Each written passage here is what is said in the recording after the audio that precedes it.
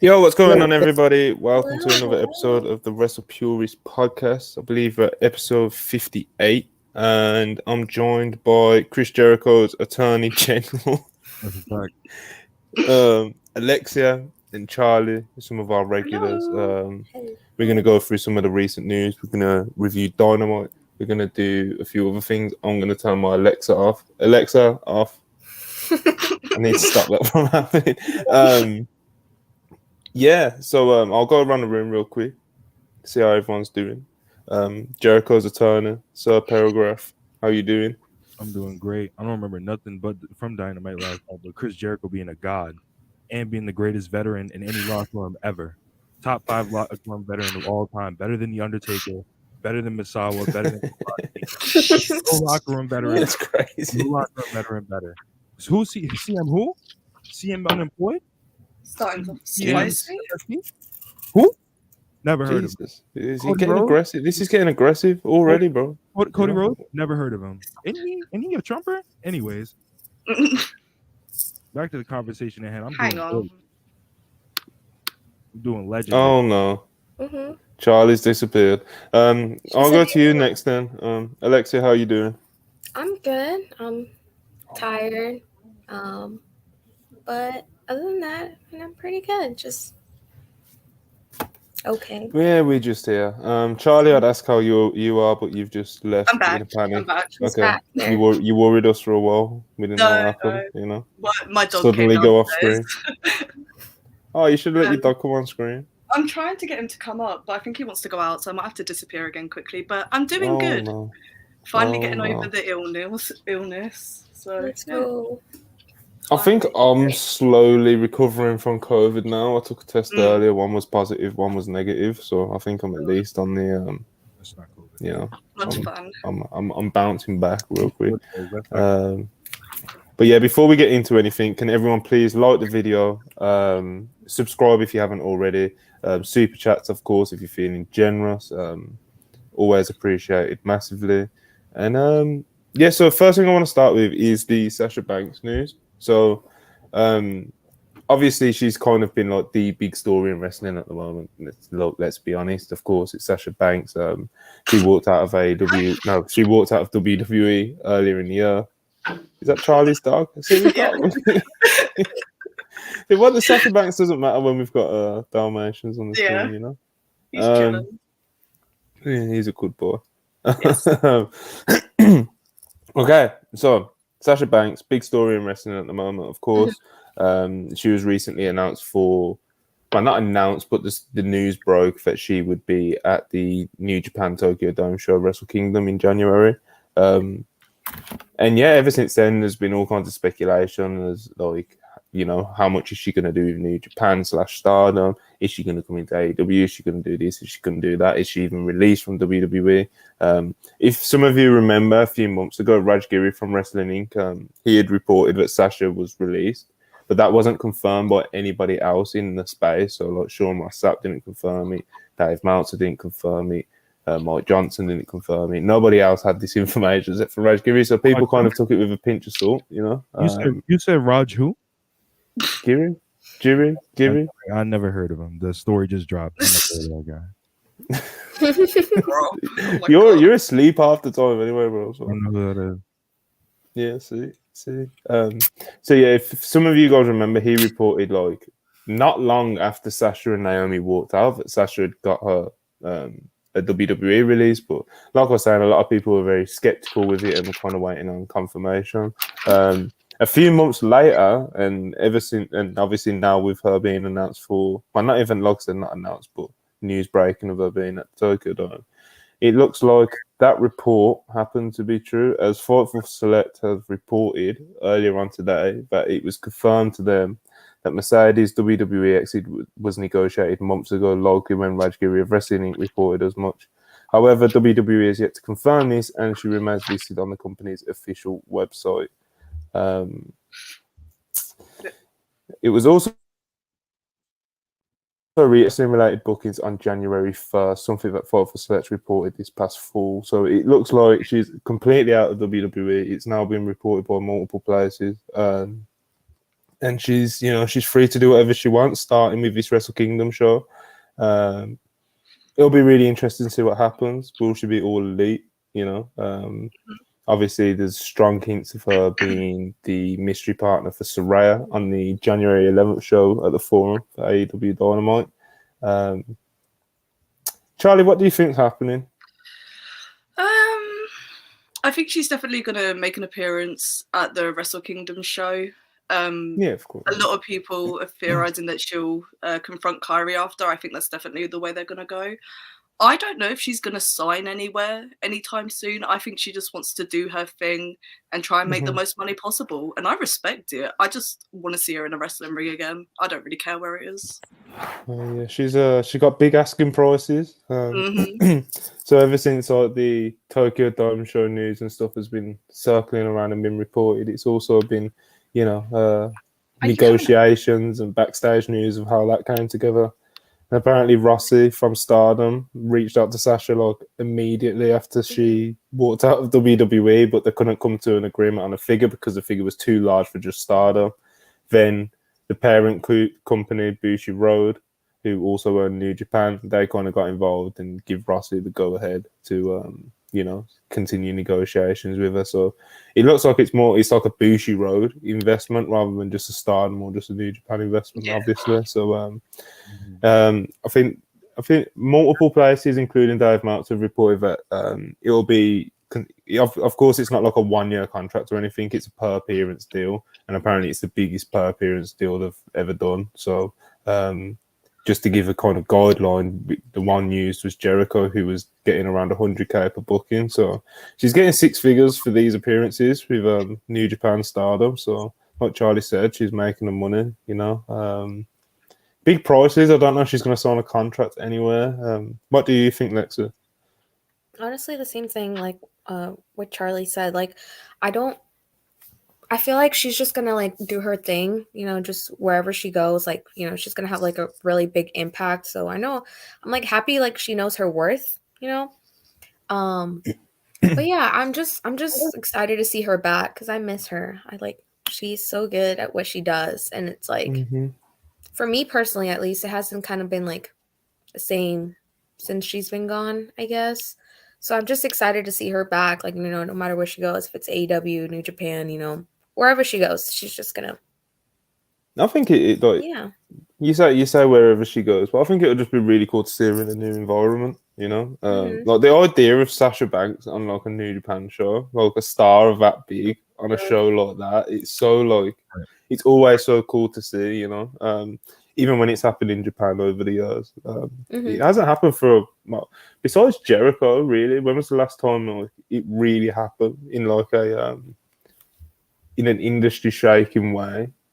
It's been a few years, but it seems like every few years it happens, whether it's fucking back in the 80s or whatever, when it was people like Brody and Funk going over there, Stan Hansen going over there, whether it's people in more recent history like Brock, Kurt Angle, or whoever. Every few years there is someone who's an industry shaker from America goes over to Japan. It seems like Sasha's going to be the next one. So I think it'll be really cool to see her in that environment. Rob, do you think she signs a contract with AEW? I had a really bad Impact / MLW joke that I was gonna make, but I don't want the crew to call. I don't want the crew to call in a threat on my sister's school tomorrow. So I'm gonna just leave it where it is. But no, in all seriousness, I think this New Japan run / Stardom run is gonna be very good for her. I think that she basically, y'all been saying it for the past, everything I was gonna say for the past 2-3 minutes. She's a star wherever she goes. She's gonna bring business. I think Israel in the chat, Sasha Triple B Banks, and I think she meant the Triple B and the Sasha Banks meant Big Baller Banks, because that's what she is, the baller. That's wherever she goes, she just creates money and generates money. So. And whatever we got to do to get the stands on Twitter to start tuning into New Japan and Stardom and stop being racist when their name comes up. Whoa. Well, I can't wait to see the stands acting up on Twitter, bro. Whether that's the stands tuning into Wrestle Kingdom. Yeah. when what happened yesterday, yo. I'd be sick. I seen so many stand accounts that never tweeted about AEW a day in their life start being like, "Yo, Tony, we up, we up, big bro, let's go." It's nasty. Oh. The Stan Twitter is such a interesting part of wrestling Twitter, you know. Like I said, the Sasha Banks, the Sasha crew, or whatever it's called, them tuning in to Wrestle Kingdom and Friday Night Rampage and all these things. It's going to be a lot of fun. There's going to be a lot of interesting tweets on the timeline. Oh yeah, Diva Stan's about to learn too. They don't know the pain of what it feels like to have to stay up till 3 a.m. to try to catch your favorite wrestler. You don't know what it feels like. You're about to find out. My favorite will be, you know, if she does go to AEW, whether it's per appearance or whether it's a contract or whatever. You know, like sometimes AEW will do this thing and it'll be like John Moxley speaks and it's just like a 30-second pre-tape. It's like when they do that shit with Sasha, bro, the stands they're gonna get mad, bro. I don't know, because if she's been gone so long, I think they're gonna eat it up for like at least the first couple of times. They're gonna love it. Yeah, absolutely. No, she don't have to do much. You know, whenever Cody went back to WWE and they would have the countdown to Cody Rhodes. Oh my god! We need the countdown to Sasha. Mercedes. Yeah, it would be Mercedes actually. Yeah, we need that shit. I want her to come in and I want her to feel like completely different to everyone else, you know. Like for example, when CM Punk came in, he was all over the show's talking segment, backstage segment, whatever segment it was. Get him on the show, give him a chunk of every show because he's a big star. And at the end of the day, you just got to treat people like that a little bit differently and present them a little bit differently, just to make sure you really translating the message across that this is a big deal, this is a big star. You know, Sasha walks in, she's immediately their biggest star. You know, like I said, similar to the way Punk was, you got to really like go for it with her. I better hope I didn't just get the quarters. Hold on. I saw Brandon Thurston put him on his Patreon not too long ago, but I haven't actually looked at him. I got him. Okay, we'll get there before we get to the Dynamite review. Keep them up or send them to us in the chat or something, Rob. We got a couple super chats real quick. Tyler 199, shout out to y'all helping me get through my shift. That's what we do it for. Appreciate you. Young Dende 499, appreciate you. Hunter and Stephanie fumbling the Mercedes bag is intense. I want everyone who called that man Papa H tried and sentenced. Leave HGH out of this, bro. Leave my dog out of this, bro. That's crazy. Far 5222, appreciate your $10. Dax Harwood in the mud. The Elite whooped that ass in the open quarterly hours.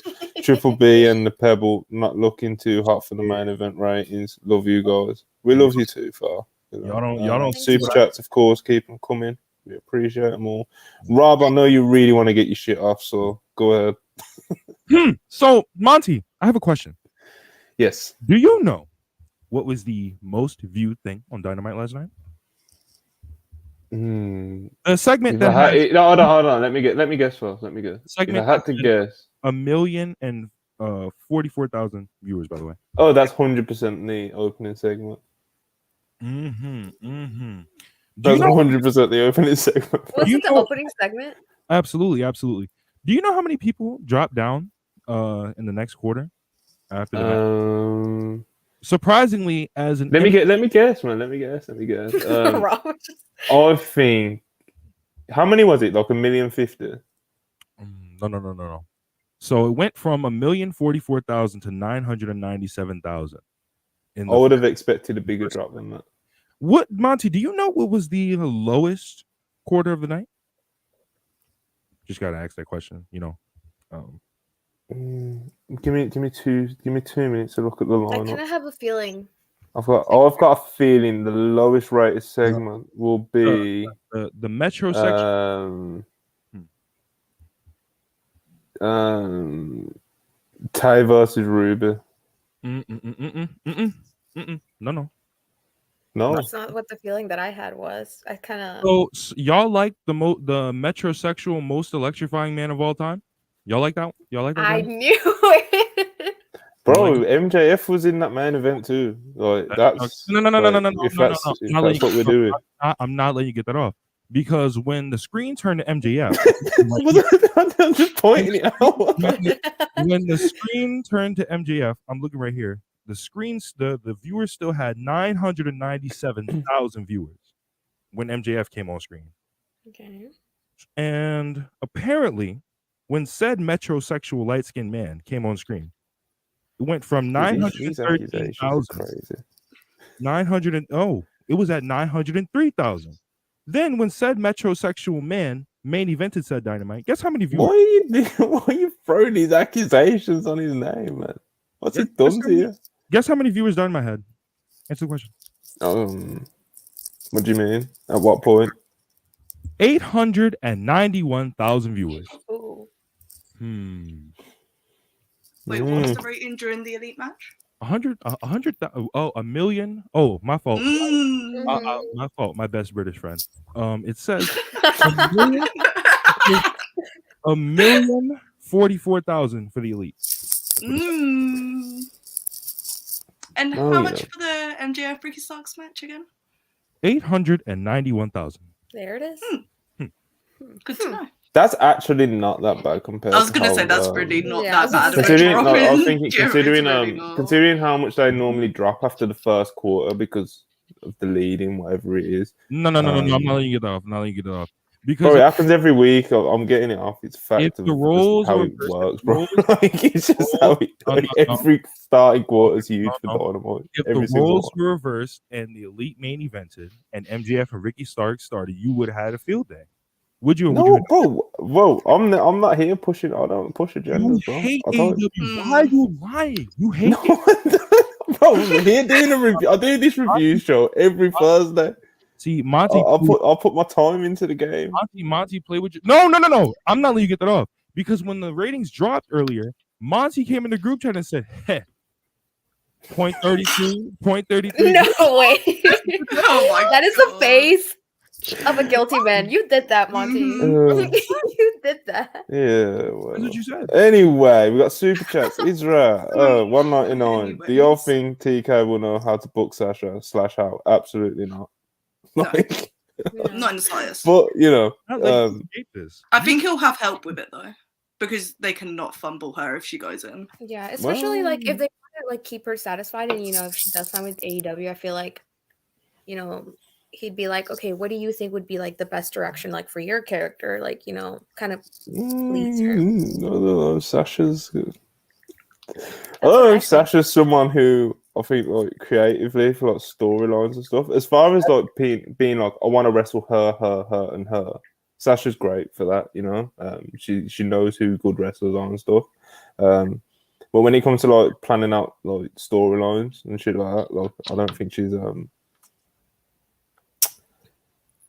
I can't see her pitching the most inspired stuff in the world. Let's put it that way. It's never really been something you hear about her ever doing. So, and she's all Hollywood and shit now. We won't get fucking Hollywood Sasha or some bullshit, bro. Y'all niggas keep talking about. No, stop. Y'all niggas keep talking. She had one scene in The Mandalorian, bro. Stop, bro. You're gonna make the crew angry, bro. Yeah. Let's keep everyone happy, Far 5222, $5. None of these stands will understand staying up for Kenny Omega and others like we did in 2016, 2018. I hear it, I still do it sometimes for me and Charlie have to do it pretty much every week. Just to watch Kenny Omega now, I don't know. The British car. The super chat says I broke my glasses and I can't see, so I don't know what that does. Far 4222 again. Appreciate your loads, brother. Jericho Action had 963k. Then the Starts Backstage promo hit 903k. The Pebble lost 60k viewers from that promo. So this is Far sending in money just to attack young Ricky Starks. We appreciate you, Far. Crazy. Darren Walker, £2. Appreciate it. With this rating, talks get Cactus Black. I said this is what I mean, Darren. I'm not here to go over quarter hours and but I gotta let my people get the shit off, I don't know. Come here to see if Manny read my Dynamite review. Not yet, Manny. When we get to the Dynamite review, I will give your official statement on the show. Shout out, Manny. Shout out, Manny. Yeah, shout out to Manny. We was hoping he could We love pop by Manny. on the podcast. He might later. I don't know, but he's not here now, so he's here in spirit. We've got one last super chat real quick I want to read off. Regal. Classic Regal. Mantel personally told me he hates AEW while drinking tea with Stones. I don't drink tea. We were watching the Food Network with You're Alexia British. being loud in the Food background. Network. You're British and you're telling me that you don't drink tea. Don't drink Bro, tea. honestly, Rob, I've never drank tea. Like, no, I don't mean like never drank it as in I've never tried it, but I've never been like a tea drinker. Like it's never been. I don't drink I'm a hot tea drinks like that, drinker. bro. The only hot drinks I really like are like hot chocolate. My fault. And I went through a weird phase a few months ago because my girlfriend drinks it of drinking green tea after meals, and then I stopped that. What? Stop that. I just, it wasn't good, But yeah, I don't drink tea, bro. It's, all the British food that goes like global, if that makes sense, is usually bad, like baked beans. What's your favorite meal? Favorite British meal? Like Favorite typical. British meal? Your favorite Yours too, British Charlie. meal, mate. Probably a roast lamb dinner. Mm-hmm.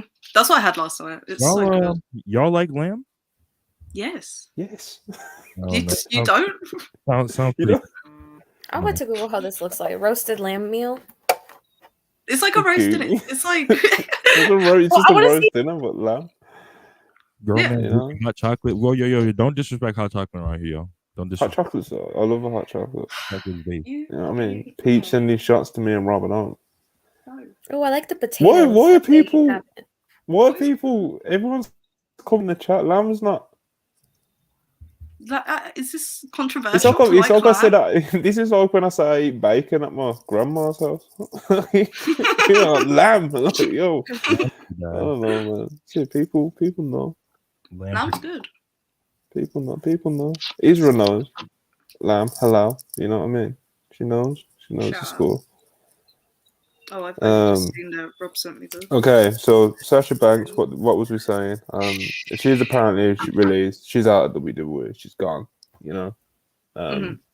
She may come back one day. Who knows? But for now, it seems like she's popping herself. She's gonna walk out of the dome. She's gonna look like a big star. People are gonna pop. The stands are gonna get the pictures. The Japanese photographers are gonna get all the great pictures that they always get. Oh yeah. They're gonna go That's genuinely like wonderful.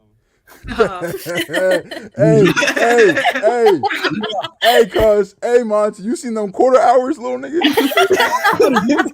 Why is it always to me, bro? Like, the elite, the only quarter to do over a mil. Ricky Starks and MJF, y'all lost viewers, little bros. What happened? I thought y'all was the draws. Y'all lost viewers in the main event. Y'all jumped to like 800 something. What was that? That's fucking. It's nasty. Rob screaming in his nasty mouth. out here. Kenny Omega the fucking GOAT. Kenny Omega the fucking draw. The elite. The elite. The elite. 891. He's got him. And he's gone. He didn't because he's I've give AO control of the StreamYard now, so like he can do the streams or when he wants to do on Purist when he wants to, and I don't have to be there. So when he joined in, then he just added himself just to dunk on me, Just for funsies. 891. just to dunk on me. So it's crazy. You know what the worst thing is? Like people dunking on me about these core hours, and it's like Ricky Starks isn't like I like Ricky Starks, but he's not someone like I defend with my life. It's not like it's Dax Harwood or CM Punk. Like it's not. Do you not have Ricky Stark's theme song in your playlist? Yes or no? Bro, it's catchy. Oh, see, you see how fast, Alexia, look, she's one, into it, bro. how fast one is able to turn on their favorite when their favorite, tanks when their favorite, kind of fails. I'm gonna send Manny the. I like Ricky. Ricky didn't fail. He didn't fail. He's a good. Ricky Starks is good, man. I think you guys are just. I think you guys are hard on him. He's pretty. But bad. But that's what he needs. He needs tough love, and that's how you get better. MJF, Wrestle purists, when they're hard on a wrestler, it's because we want them to get better. And pressure makes diamonds. And that's what we do here. You know? MJF went Ric Flair Starrcade 85 mode last night, bro. It was nasty. I don't even know if Ric Flair wrestled at Starrcade 85. I don't care. It doesn't matter. We've got a few more super chats. Bam, $5. The Elite Goats, the Ass Boys are going to carry FTR to a decent match next week. That LA show is going to be all time great. Sasha and the Ladder Game 7. Yeah, that's going to be a stack show. It's, you know, of course it will. $5 appreciate. Habibi Rob, don't speak ill of lamb. That's a staple in the Middle East. You don't miss with halal food. Oh god, halal food is so fucking good. Regal sent in a super chat for AO, but he's gone. It's a shame. He appreciates it. Y'all gotta stop, bro. You have to stop this, yo. There we go. This profile, bro, it's nasty, yo. You gotta stop. He's never gonna stop, bro. He's a loyal viewer, you know. And did wrestle at Starrcade 85? Okay, so MJF did go Starrcade 85 more last night. 100%. I don't know what that means. You know. He was hooping. Darren Walker starts is brilliant, at least can cut promos. Unlike Omega, who can't get great heel heat, and his promos are bad as face away. Take that. You know? I ain't taking this Stark slander line down. He said, "Yo, I'm coming for one of their favorites," and he just shout all up. Darren Walker, what's your top 5 non-AEW Ricky Starks matches? Go. Top 5. So what are you going to do now when Darren Walker goes to cagematch.com and looks up the highest rated matches and puts them all in live chat? I mean, Rob does that too. So. He's going to be just like me for real. He's going to start naming. Yeah, Robbie's a cage match right merchant, you know. But hey. Regal, me, Stark, Robbie, Impact, you little jealous also. Oh, nah. Rob went full. Nah, you did go full Robbie Impact early with your ballot. Did you really? You know, actually, I feel like I was pretty unbiased in mine. I did. Rob voted for Mike Bailey as his wrestler of the year. No, I think the underrated I mean, I get it. It was. I think I Manny said, "Can I get so StreamYard good. privileges like AO?" Already sent Well, him here's the link. thing, Manny. When you've got your own show, or you're going to produce a show, then I guess you can have it. I don't know how many people can have on the account, and it's getting to a worrying stage now because I've got it on this laptop. I've got it logged in on my phone. I've got Parker on it, and now we've got AO on it. So I don't know how many people we're allowed to actually have in. But anyway, yo, BPJ, my fault, big bro. I didn't put you on there because Monty is kind of biased against you. I don't know what he said. He said you trying to act like a bootleg Kenny Omega, and he's just not rocking with that. So he didn't put you on the ballot. But I'm gonna get you on the ballot next year, big bro. We going up. we're doing that Brian Pillman Jr. Wrestler of the Year push 2023. You know, we coming, bro. We're gonna end coming to the top. Yeah. He wants it all. He wants it all. Bro. Match of the year. Cry. Stop. Okay, so let's move on to let's just do the Mandy Rose stuff because yeah, it's a interesting story. So Mandy Rose, she started trending last week when basically some of the stuff behind her paywalled content, her subscription only content was leaked around in group chats and on the timeline and stuff like that. And like I said, she started trending for it. You know, it wasn't the best hour of wrestling Twitter. You know, when stuff like that happens, it's never great. But, you know, it wasn't like the page leaks where it was like, you know, like her iCloud getting leaked or anything like that. Like it was, you know, it was just her stuff that she was uploading, but it was behind a paywall and stuff. And then it got out from the paywall and it got a bit messy. And there was screenshots going around of Mandy Rose DMing people asking if they can delete tweets, and you know, it was a whole situation. And then yeah, she dropped the belt because obviously, as everyone knows, she was NXT Women's Champion up until very recently. She dropped the belt to Roxanne Perez on this week's episode of NXT. And then shortly after, it was announced that she's been released by WWE because of content she was posting on her fan time account. Apparently, just a little bit more, our very own Backup Penguin said that he was told that Mandy's content breached the parameters of an agreement that WWE had with Metal. They wanted her to stop posting on her page, and she had no desire to do so because of the money it was bringing in.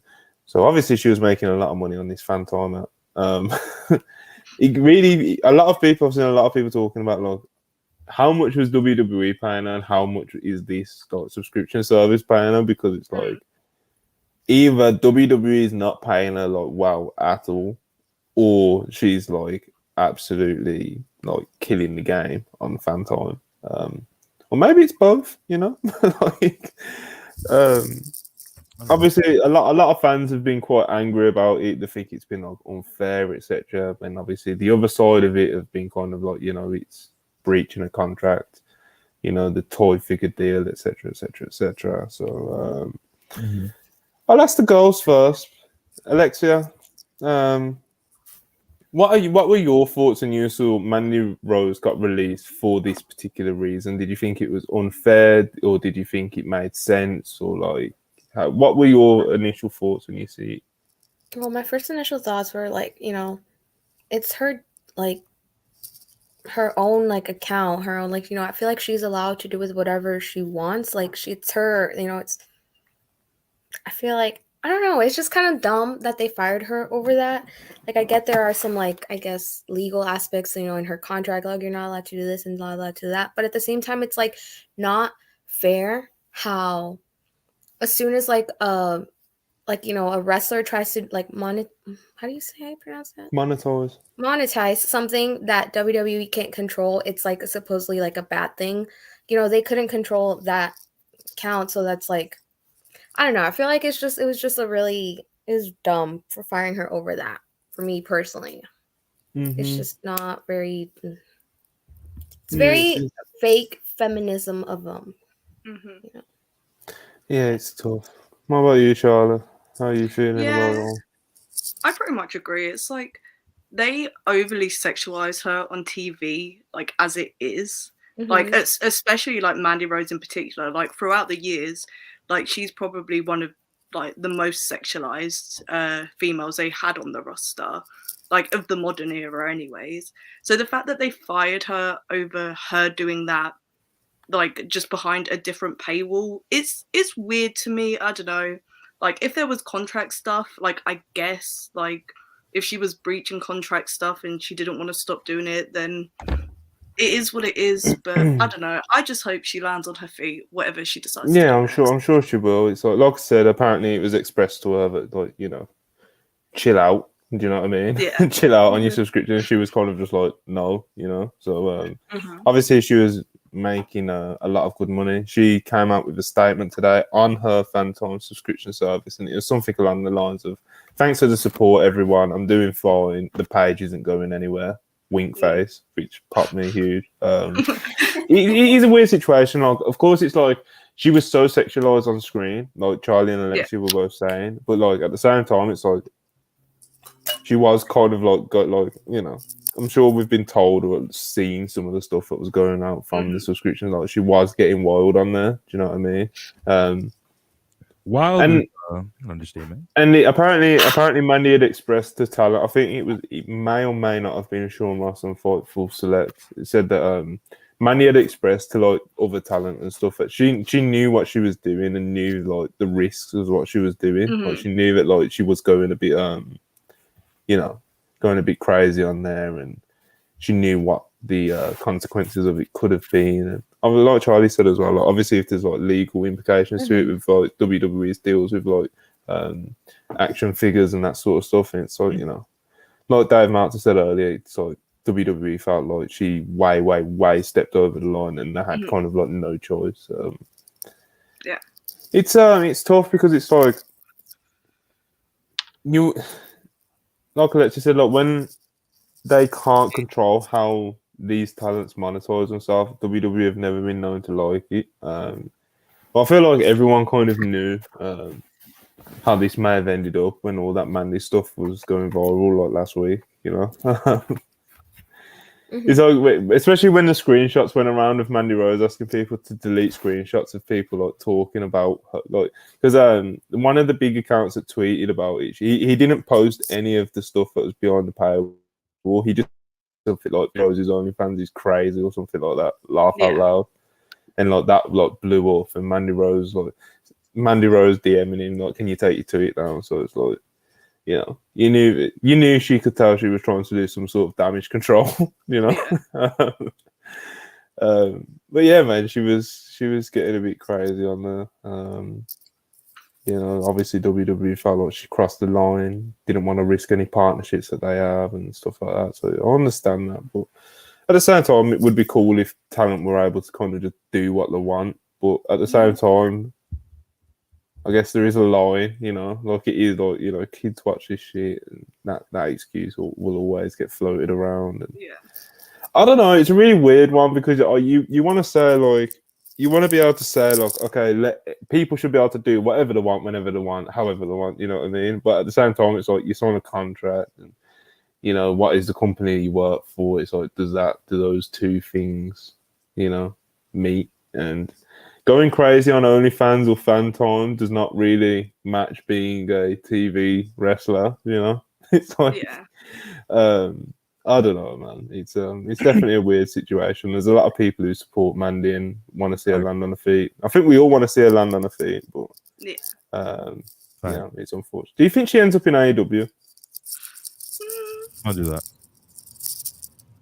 I wouldn't be surprised, to be honest. Even if it's not like a contract, I wouldn't be shocked if she like did like a couple of appearances. What, y'all not fucking with Marina Shafir versus Mandy Rose? Y'all not fucking with that? Not personally, but I support all two real athletes, you know. Support women's rights and women's wrongs. Yeah. No,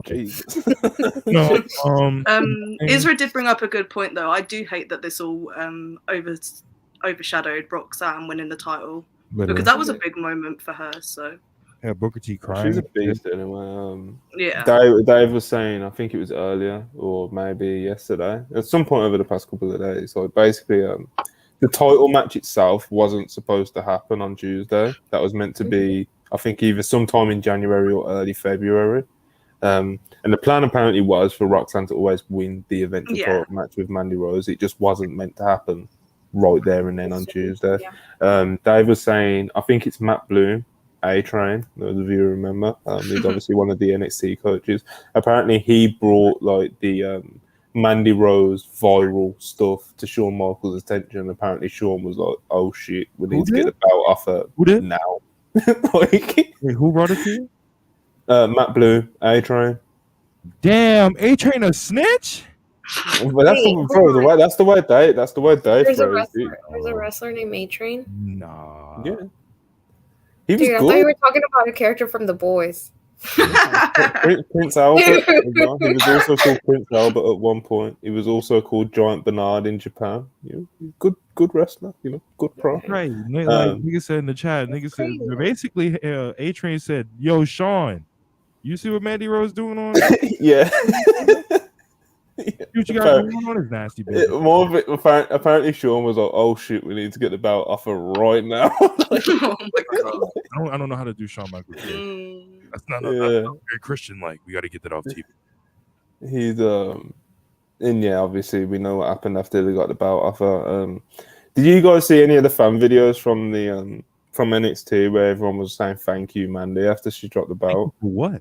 Yeah, she got like a standing ovation after dropping the belt to Roxanne. And yeah, I saw a couple of those. You know, for us who were like very, let's be honest, a lot of us are very highly critical, especially like in ring and stuff like that. Like we have quite, you know, you guys are like, especially you guys are like, you know, big elite fans. There's bars to hit, there's levels to hit, you know. Like, Mandy Rose isn't known for being like an in-ring general or anything.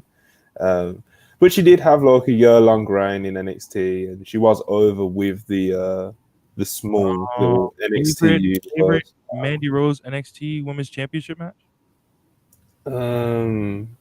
I don't know if She I had a can good, name but she actually had a pretty decent match with Saraya, from what I remember. The best one I can remember was Zoe Stark, but that was because Zoe Stark carried. Exactly. She actually had like some okay title defenses, and to be honest, if I'm being super honest right now, in the NXT run, like some people say, like, well, no shit, but like she did get like marginally better. She didn't she never got to the point where it was like, oh my god, we need on roster immediately. It never got to that point, but she did marginally get better, and she did. Like, hold on. Hangman brings up a great point in the chat. How did A-Train find out? Spoiler, man. I don't. Hold on. We've got a $50 super chat from Farforge, which we massively appreciate it always. IB's in trouble because he got a Roman profile picture with 10k followers. The stuff shared on Twitter long before he posted it. Those not suitable for work stance accounts were posting them months before, not defending the guy, but think about what you posted that following. Yeah, it's like when you get a big following and that, you have to, like, you gotta kind of watch what you say. Like, even when you're joking, because it's like when you've got that many followers, it's like they're not gonna know your sense of humor, your sense of sarcasm, and all that sort of stuff. So like when you're like having a laugh and joke and stuff like that, like shit can definitely fall out from it, and this is kind of like a perfect example of it. Like, I don't think I don't really know IB, so I know like some of the guys talk to him and in group chats with him and stuff like that. But I don't really know, but I don't think he had any like malicious intent when it came to I don't. like when he was doing his tweets, like Mandy Rose's OnlyFans is crazy, and I don't think he was like trying to get her fired and stuff. You know what I mean? Which brings me on to like the next thing. Actually, it's like when Mandy Rose got released, there was like this wave of like weirdos who were saying, "Oh, what about so and so wrestler who's got OnlyFans?" Like, those people like doing a lot of like snitch tagging and stuff like that. It's like, come on, man! Like, people were scrambling to the point where they were bringing up what wrestlers were doing before they got to WWE. Yeah, bro, crazy. Then people like even like some of the other ones, which I guess are like fair to bring up in a certain sense, but like just in a way to do it just to snitch on people, and like you want to see people get fired or whatever, or disciplined the same. So like even the people bringing up like Riddle, like, oh, Riddle just Riddle's in rehab, or it's like, yeah, but bro, like it's not, everything's case by case. And like I said, the big thing with Mandy, that kind of makes me not feel as I don't want to say I don't feel bad for her at all, because that's like cold. But like I said, like apparently it was expressed to her, like, chill out, and she was like, no, hold on, I'm making my bread. Good for her, make her bread. You know what I mean? They want Shawn Michaels to feel sympathetic about firing someone for doing that kind of work, but not firing a drug addict. Shawn Michaels, they want him to feel bad about that. Hey man, Shawn's been a wild boy in his time, So, but yeah, Mandy Rose, obviously, I think. Listen, if she was going to be fucked without WWE, I'm sure she would have deleted the account, Yeah. and she would have kept her day job as a WWE wrestler. I was having this conversation in the group chat, I think yesterday when it was all happening. It's like a lot of these women get the I don't think a lot of fans, especially like in these bubbles that we're in, don't appreciate like what that main roster exposure is like for these women. Like if you're a pretty woman, attractive woman, and you get a few months on the WWE main roster, you're gonna have 500,000 followers. Well, literally. Yeah. Aaliyah's a perfect example of it. You know what I mean? She's like an undercarder who's had a couple wins here and there, been on TV for like a year or whatever it is. She's got 500,000 followers on Instagram.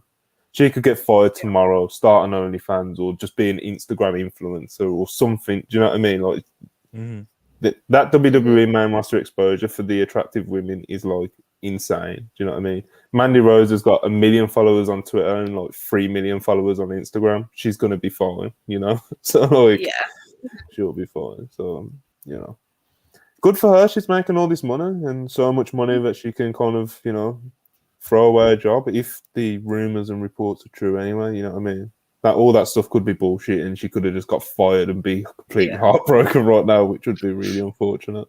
But a couple more super chats. Jeremy Ross, £5. When we start Wrestle Fury Championship Wrestling, invite Montel Booker of the year every year. No. The booking, No. listen, the booking committee will be myself, Joe Hulbert, and we'll have a committee that we take ideas from. That will basically be like all of you guys, you know. Pushing Brian Pillman to the moon. Well, we'll discuss champion. it, you know. We'll discuss it. We'll put it on the big board. WPC champion. We're going places. Yeah. Young Dende 499, appreciate you. Getting fired, exercising your bodily Autonomy. Autonomy. I think you meant saying that. I mean, No, he said it right. He said it right. Getting fired, exercising your bodily autonomy by a dude who humped a fake corpse on TV is intense. Also, throw IBs in the gulag. Young Dende's all coming through the Yo, world super chats. You know. Okay, the 542 one, we read that one out.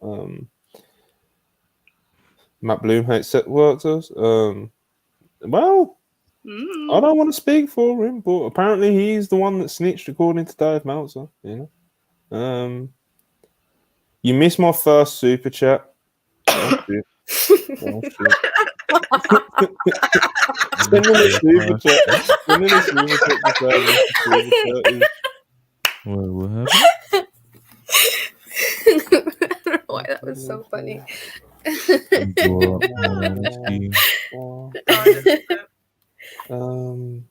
Where it? Okay, boom, found it. Side Wrestle 499. Appreciate your times too. Do you see TK giving Sasha the CM Punk and Chris Jericho treatment AEW? She comes in. I think he best. Yes. Absolutely. CM who? CM Phil, man. I don't know. Chicago Phil, Pepsi Phil. I don't. We're talking about Sasha here, not Philip J. Brooks. You know. You see how we want to talk about women, and you drive the conversation back to a white male. That's crazy, Monty. That's nasty. The super chat. What do you want from me? Okay. He needs to treat her like that. Sorry about missing that Side Wrestle. We appreciate you massively. Darren Walker, £5. I miss Mandy Rose every week. She's brilliant. I don't see Tampon Girl be a star. You're not serious. Brilliant. You're not serious. You're like, I'm Darren Walker.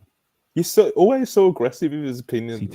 He's never like, Mandy Rose is pretty cool and these wrestlers not that. It's always like, yo, Mandy Rose is the best. Kiki Dolan, she fucking sucks. Like, don't. That is quite appreciate you always, Darren. Though, Thanks, Darren. Your comments definitely do make the podcast a bit more colourful. Israel said Vincent Kennedy McMahon. That's a fact. Bro, there were some crazy ones. Okay, so Matt Bloom, Darren Walker, Custodian Brian Pillman Jr. 199, Custodian OnlyFans Thinking Faces. Well, we'll let the live chat decide. If the live chat wants to see it, they'll let you know. Do what you gotta do. Do what you gotta do. Do what you gotta do. The live chat is currently shocked at Darren's taste. Darren's a good guy. It's his saving grace. We've all got bad takes. We've all got takes that would make this live chat very mad. Darren Walker's just a man that expresses them very. He does his thing. Should we talk about Vince McMahon?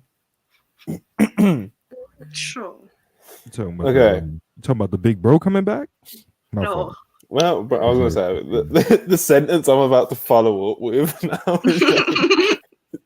So Vince McMahon is facing legal demands from two separate women who allege that he sexually assaulted them, according to internal documents and people familiar with the legal negotiations. Vince McMahon has also told people that he intends to make a comeback at WWE and that he received bad advice from people close to him to step down, and that he now believes that the allegations and investigations would have blown over had he stayed. Well, obviously not, because two more have just came out. So that was the latest report from the Wall Street Journal. It was then followed up by basically Sean Ross Sapp saying numerous WWE higher-ups that I've spoken to in recent months have indicated to us that they want nothing to do with that and are happy with the current direction. Damn, somebody on the chat called Vince they big bro. Damn, I don't know. I didn't see that. I don't know what happened. I don't know. I knew you would instantly regret it, you know. I don't know what happened. Dear, oh dear.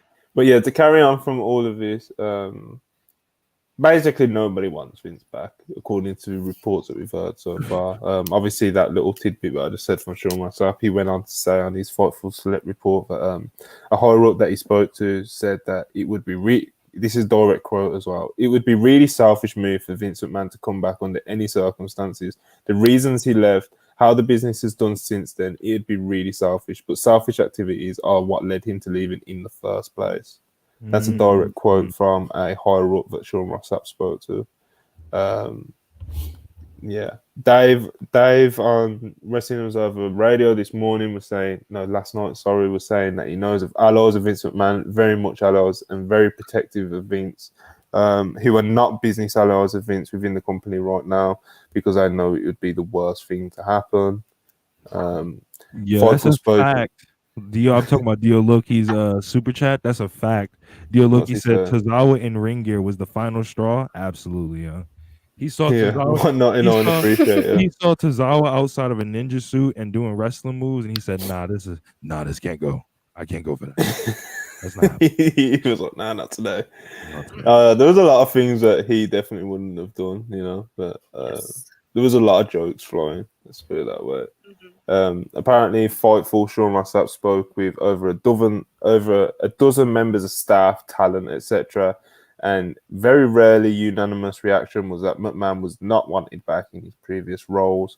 Sean and Dave also both alluded to the timing of all this being weird, and they don't think it was coincidental. So in Sean's report, he writes, the timing of the article's release was interesting to one official that came to power in recent years.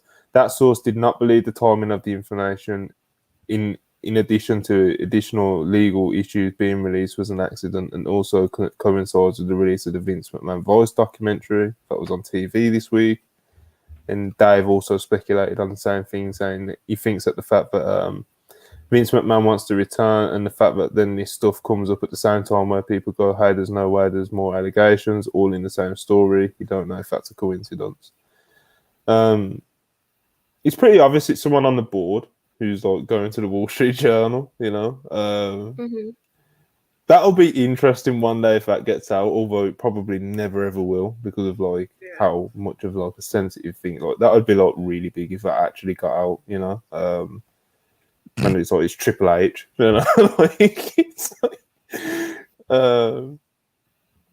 it's a really weird thing. So basically, to summarize everything I've just been waffling about, Vince McMahon wants to come back. No one in WWE wants him to come back, and they also think that the leaks that with Vince McMahon documentary coming out this week, Vince McMahon apparently telling people that he wants to come back. The people who are leaking the information may be doing it tactically, So, Rob, you just called Vince McMahon big bro. What happened? Would you like to defend yourself? What happened? I did what? What happened? What happened? I didn't hear that. That didn't happen. What are your thoughts on Vince McMahon, Robert? Robert is crazy. Bro, listen. As hard as it's gonna make it seem, bro, to say this, bro. Listen, and y'all have to stop being delusional. If that man wants to come back, who's gonna stop him besides a bullet, yo? Who's gonna stop him? Listen. Yeah. He didn't sell the company, bro. He sold stock. He still owns the company, yo. If he calls tomorrow and says, yeah, tell everybody, get all those NXT marks out of my office. Get everybody out of my office. I'm coming back Monday. They're just gonna be like, facts, big bro, you coming back Monday. What are they gonna do? You can't do anything about that, yo. You can't do anything about that. So it's tough. It's tough. I like I don't like all of HGH's booking. I don't know what he cooking with Cross, but it's tough. It's tough business. But hey, what are you? It's Thing is like Rob. He's I guess he's right and wrong at the same time. It's like if Vince decides that like I'm gonna burn the earth to the ground and I'm getting that seat back, like he could do it, but like the way he would have to do it, he would like have to destroy the company, like rip it apart. He would have to. It's a publicly traded company, so there's a board of directors who make the decisions, and they have to make the decisions for the better of the company. Obviously, business has been up since Vince has left. Obviously, Vince has been outed as a disgraceful rapist. Fucking, you know what I mean? So Vince would literally have to. He has the power to do this, but he would have to fire his entire board of directors, re-elect a new board of directors that are going to be people that will put him back in power. You think you think he not? You think he pussy? You think he not gonna do that? I'm not gonna jinx it. Like I said, it's Vince McMahon, bro. Like he, what he would have to do is like Vince McMahon, very much like in the same vein as like a Donald Trump or someone like delusional old man that you wouldn't put anything past. So who knows what will happen? But like I said, he would have to like literally rip the company to shreds, and like I said, firing the whole board of directors and all the higher ups, which includes his family. It's crazy times. Crazy times. We've got some super chats. Shout out to all the women treating WWE as a side hustle. Get that bag. Pop. Yeah, that's true. Darren Walker for fans. I'm a Roxanne Perez fan. As Monty knows, being a long-time fan of her and right person to beat Mandy Rose. Mandy will be okay. See, that's a very chilled out, fair take from our god Darren. I see what y'all listen. I'm not speaking on the Mandy Rose situation because of Offset. As a great man named Offset once said, "I stay out of women business. I'm not getting involved, yo. Y'all got to go to the next segment. Next thing. Fair. I'm not getting involved, yo."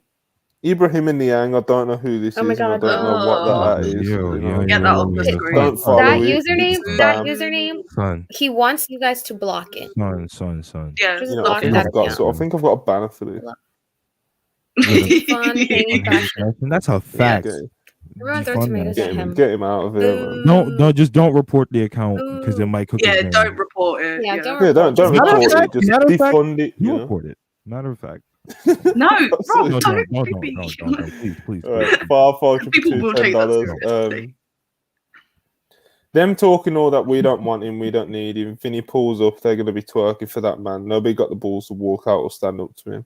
Well, it's like what Rob said. It's like if he's in charge, he's your boss, man. Like, yeah. But he would have to fire everyone to get back in anyway. So weird. It'd be very scary, spooky times if WWE was led by Vince, Bruce, and the old boys again. Well, Bruce apparently still has his job. He's just kind of inactive or whatever. So Alfred Konua had to split it up because that's my big bro Alfred Konua. What's up, bro? Are we supposed to have lunch this weekend, yo? How many big bros do you have? Vince back or a second FTR AEW tag reign. I'd personally would welcome Vince back with open arms and have FTR as champion. See, that's just nasty. Let me tell y'all. I was watching Old Raw the other night, and there was a match that came up on the screen. It was Elias and FTR versus The Miz, and I don't remember his tag team partners. And there's a 6-man tag throughout 2 out of 3 falls. I'm telling y'all right now, get ready for that next year. Get ready for Cody. Stop it, get ready for Cody and the Revival against the Bloodline in a 6-man tag 2 out of 3 falls. It's coming. It's coming. Need that. All right. Need that to take place. Okay. It isn't just spiteful, It's not spiteful. It's a fact. Vince is like I said, like Trump, he's crazy. He says a lot of things. Like at the end of the day, the Wall Street Journal article did only say that Vince has told people close to him that he wants to come back, and it's like Vince has said a lot of things. He said he was going to take over the football league. He said he was going to take over the protein game or whatever it was he was doing back in the 90s or whenever it was. He says a lot of things, He's a delusional, senile old man who has been disgrace. But yeah, like Rob said, it is his company at the end of the day. I think he owns around about 35% of it, but he has 80% voting power. So, it's his company and he can kind of do what he wants, but he would Probably destroy don't even the remember company he owned coming that back. bitch. It's crazy as well, 'cause it's like, he's him wanting to say he wants to come back, and then 2 allegations in literally the same article. It's just like, well, Yeah. that idea's done. You know what I mean? It's a publicly traded company, so yeah. Vinnie Mac, he's a crazy old man. He might destroy his own company just to get power back. We don't know, but that's what he would have to do. Should we talk about Dynamite? Should we move on to Dynamite? That's what we here for. Shit. That's what we're here for. Okay, so before we get to Dynamite, as some of you may know, Manny the Hooper was supposed to be here. He unfortunately couldn't make it because of family plans that he had forgot about. He was going to put Wrestle Fury before his family, which is always a big part. That's incredible. But he wanted to leave us his Dynamite review. I'm not sure how well he spelt this because, as many of you know, Manny loves the typo. So, okay. From Manny the Hooper. The show was a 6.7 out of 10. The Elite and MJF Ricky should be disappointed they got outworked by Jericho and Action Andretti and Tay Conti and Ruby. I need them to reevaluate things and regroup, and I'll wait to the worldwide show to break down why Snoozy Starks and the Fed Merchant lost viewership. Your thoughts, Charlotte? Wait, read the second part again because I was distracted. There was stuff going on. I'll read it all again. Yeah, please. Sorry, I'm listening this time. The show was a 6.7 out of 10. The Elite and MJF Ricky should be disappointed they got outworked by Jericho and Action Andretti and Tay Conti and Ruby. I need them to reevaluate things and regroup, and I'll wait till the worldwide show to break down why Snoozy Starks and the Fed Merchant lost viewership. Well, as the ratings showed, it was nothing to do with the Elite. Yeah, talk about the rating, Monty. What happened with the rating? Oh, talk to Manny. Manny, I respect his opinions, and I'm just going to assume this is a troll because all of his tweets are trolls, and he can talk about it all he wants on the worldwide show, and it will be great. What Manny's a great artist, and he blurs the lines. Yes. You don't know when he's working and when he's not. He's got a great. He's wrestling's Skip Bayless. He's a great character. Follow Manny on Twitter. It's very entertaining. Follow Manny the Hooper. Don't answer that super chat. Don't answer that super chat. Don't even put it on. Also, read his features on the Wrestle Purist website because they're sell that. Don't even put that. No, I actually want to talk about. So we have super chats. I'm putting them on the screen. So this is my favorite one. Okay. Parker Stain. He's a non-toxic wrestling fan. So we are all non-toxic wrestling fans. You gotta relax. No toxicity here. You gotta relax. We support that shit, Ibrahim and Niang, $5. I do not know this man. Hey, Charlie and Alexia, what did y'all think about the double dog collar match at Ring of Honor Final Battle? Alexia, you were there. I was there. Oh my god. How was it live? Okay. Before I go on. Right. Disclaimer. We are putting all agendas aside for this conversation. Okay. This is a very non-biased. Mm-hmm. We are critics. My judges aside. Critiquing from. Yes. That match was so fucking good. It was so good. Oh man. It was the part of the match where they got into the crowd and it was like right in the row where I was at. Mm-hmm. So it was like literally getting to see like Dax and I forgot like just getting to see them like go right there and just like the chairs and everything that was thrown. It was just, oh my god, it was such a great match. Yeah. Like I literally like tweeted about it. I was like, I'm putting my agendas all like aside. Yeah. Like, yes, I may have talked shit about them. And this is a one-time thing. Mm-hmm. This is never happening again. This is No, it's already Yes. happened a couple times this year. Yeah, no. That's what I love about like It was so the honest good. I guys can't. like you two, I you know? can't. I can't. I caved in. I Listen, caved in. listen. You two pop me the way that you do cave in, you know.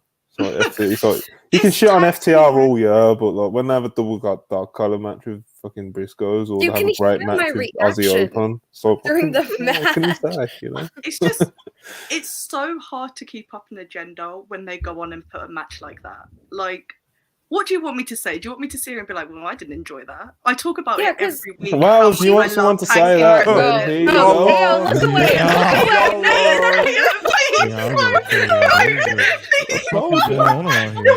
Yo, I tune out for 3 minutes and I hear FTR praise and shit. Like, what's going on in here, bro? That match was fire to y'all. What the fuck? I give it a solid, 2.5 stars. You feel me? I The don't know, Briscoes yo. worked. I don't know, Yeah, yo. you know what I will say about that match. The Briscoes worked hard. I gave it, and Briscoes did work hard, but I still gave it Rob, 2 you're and a quarter. echoing. Rob, You sound like God. I have an echo? I don't hear your echo, Rob. But Oh, I can hear That's everyone probably- echoing. That's probably AO. Y'all said I got an echo? I hear the echo now. What happened? This nigga sounds like God, bro. Hold I on, can is hear it AO? myself.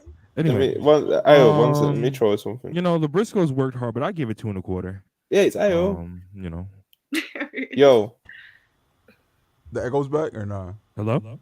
Yeah, the echo's back, Yeah. sadly. Mm. They said, yo, Dude, you think this I'm match sorry. is good? Like, yes, it was fucking. live oh chat, my tell God. us if you can hear an echo.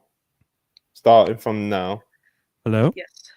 Okay, it's good now. Testing. 1, 2. Oh, I can't hear myself anymore. 1, 2, 3, 4, Yes, I 5, can. 6, 7, 8, 9, 10.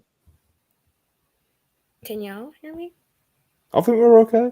Okay, we're good. Hey, man, All right. Okay, we're good. We're good. Far says we're We are good. so professional. Yeah, We're professional it's, guys. It's what the P in WP stands for, you know. Exactly. We're wrestle professionals. We professional. Where we professional? So, Ayo, would you like to finish your review of the double dog collar match? It was pretty bad, bro. It was pretty bad. I cannot cat to you. That match was shit, son. Facts. Briscoes worked hard. Them boys did their thing. Y'all see a little bit. You fucking marks. Y'all see a little bit of blood in wrestling. Y'all can't help yourselves. Yo, I Call thought 5 stars. The ref gigged. The ref gigged, and Monty squealed like a little girl, bro. It was nasty. Yo, Ayo, That's not a good match. Ayo, I got a question. I thought What's we weren't supposed to blade Echo's in wrestling back. anymore. No, Yeah, bro, it goes it's back. canceled. It's this nigga Rob, bro. Wait, Rob, mute It's your not mic. me. Mute your mic. Is the echo still here? Nah. No, it's Rob's who's echoing. No, I promise you that's Ayo. Oh, I can hear. It's Rob, AO. Rob, yours mute your now. mic, my nigga. It's Whoa. you, bro. It's AO. It's AO. It's Ayo. It's not me. I promise. It is AO, I think. Rob, mute your mic real fast. I got you. Am I still echoing? Yes or no? Well, it's not you echoing, it's us. Yeah. Yeah, you're making us echo somehow. I don't know how Yeah. you're doing it, but you're casting some crazy juju on us, you know. And oh shit! Yeah, Ibu just said in the live chat that he's okay. I just realised something. No, I don't know. I just genuinely like. It was really great. I mean, the match, the crowd itself. Not gonna lie, I feel like we were a pretty good crowd. Like both for 100%. Winter is Coming and Final Battle. Like just Dallas in general, I feel like it was a really solid crowd. I popped myself every time they chanted Ocho. But yeah, that's the new thing. Look, man. If we're gonna talk about tag team wrestling, let's talk about how the OGK, the Kingdom, had a better match with Top Flight than FTR could ever dream of. Let's talk about that. How did that happen, Monty? Your tag team of the year. How'd that happen? Okay, so here's the thing. With the FTR Top Flight match that everyone, well, I say everyone, most people were actually very indifferent on it, but in the group chat that I'm in, there was about 3 or 4 people absolutely ripping it to shreds. So FTR versus Top Flight. FTR gave Top Flight like 80% of that match, you know. Said, do what you got to do with it. and you know, It's pretty bad. it was Started a fine. top flight. It was fine, but at the end of that, FTR did give Top Flight like a majority of that match to kind of do whatever offense or whatever it is that they wanted to do with it. Whereas the Kingdom match, or even you can throw it back to like the Young Bucks match, it's like they actually like structured a match that kind of played to their better strengths and stuff, and it just made for a better match. So what you're saying is FTR bad and stupid and can't Yeah, it's just structure different and can't approaches, structure bro. a match. I feel you, bro. No, I feel you. I feel you. I feel you. 100%. Basically, what I'm trying to say is that FTR gave Top Flight the opportunity to kind of do whatever they Don't do that. that they wanted to. You know? Don't do that. And whereas the Kingdom, Jesus, we're gonna have to. The super chats, bro. You gotta put the super chats up instead of all this bullshit. Monty, Big Hero God. Chris, $2. No. Alexia got caught in 4K singing. Oh, yeah, Judas she did. Shotwell. She did. Yeah, she did. Listen, She did. I did that. I really did. Oh, this is nasty. I didn't even see this one. Alfred my Kunawa, God. my big bro. It's the big boss. It's the big boss, 51% owner of Wrestle Fury, Alpha Kunawa. Yeah, bro, you tweeted some nut shit yesterday. We not jacking that. Oh, bro. You and Monty are gonna have to figure something out in the owners meeting.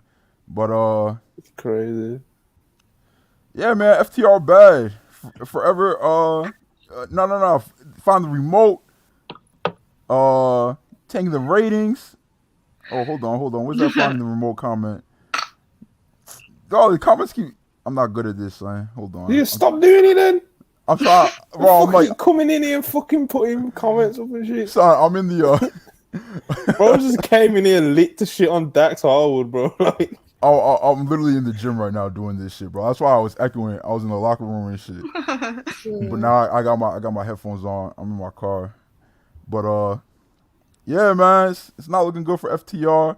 Going back to the Fed, they're going to feud with Jinder and Shanky. They're gonna have a dance contest. It's not looking good for FTR, bro.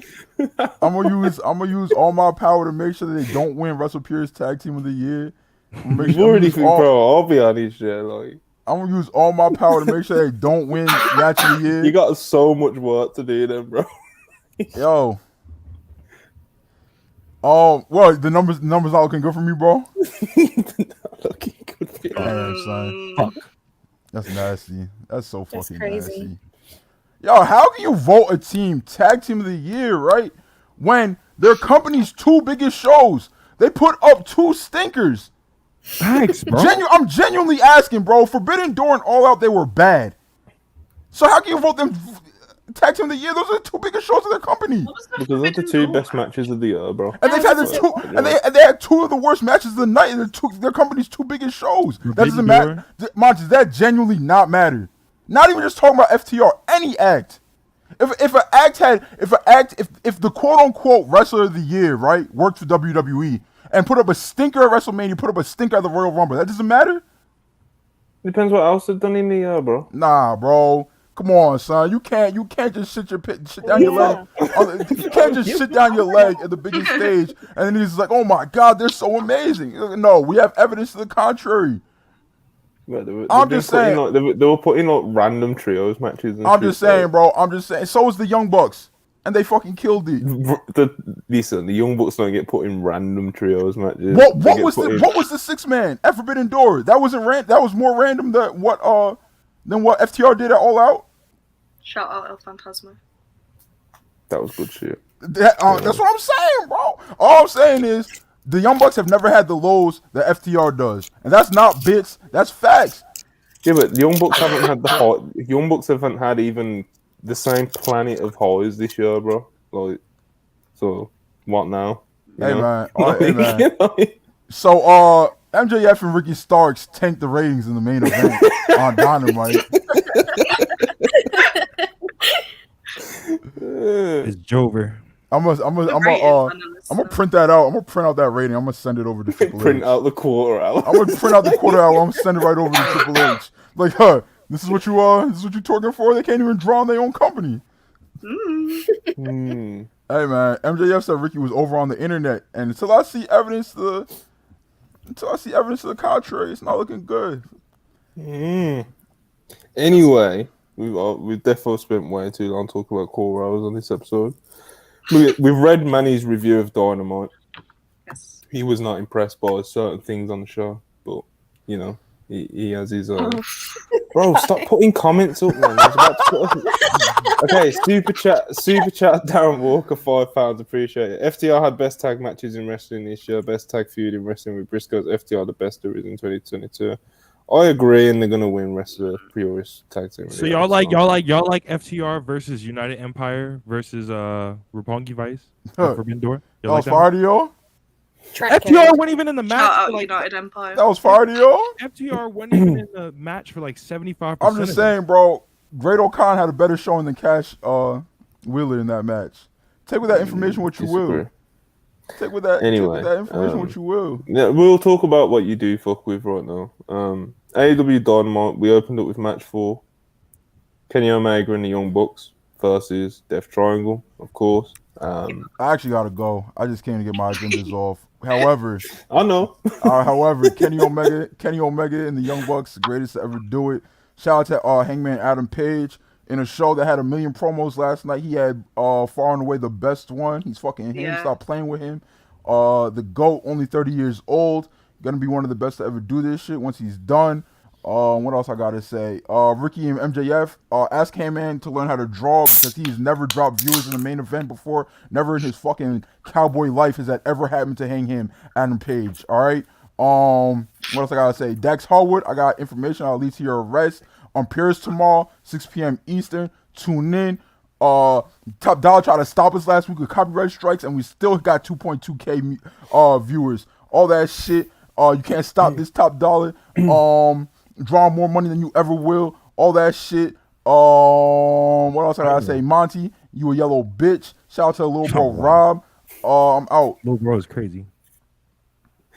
Peace. Bye, yo. Okay. We got a big update apparently. Alfred Canua. I don't want to say it like how he says his actual name because of the way it's spread out. So I'm like putting weird twists on it, you know. No. With this $4.99. Appreciate you. As 51% owner of Wrestle Fury, I will remove FTR from the voting and rename the tag team of the year the Young Bucks Tag Team of the Year award. Slay. Yeah, we'll see how that goes. I didn't even vote for the Bucks, so that's quite bad actually. Wow, Charlie's reputation would be hurt if she released her poll, you know. Don't leak it, please. I'll be in so much trouble.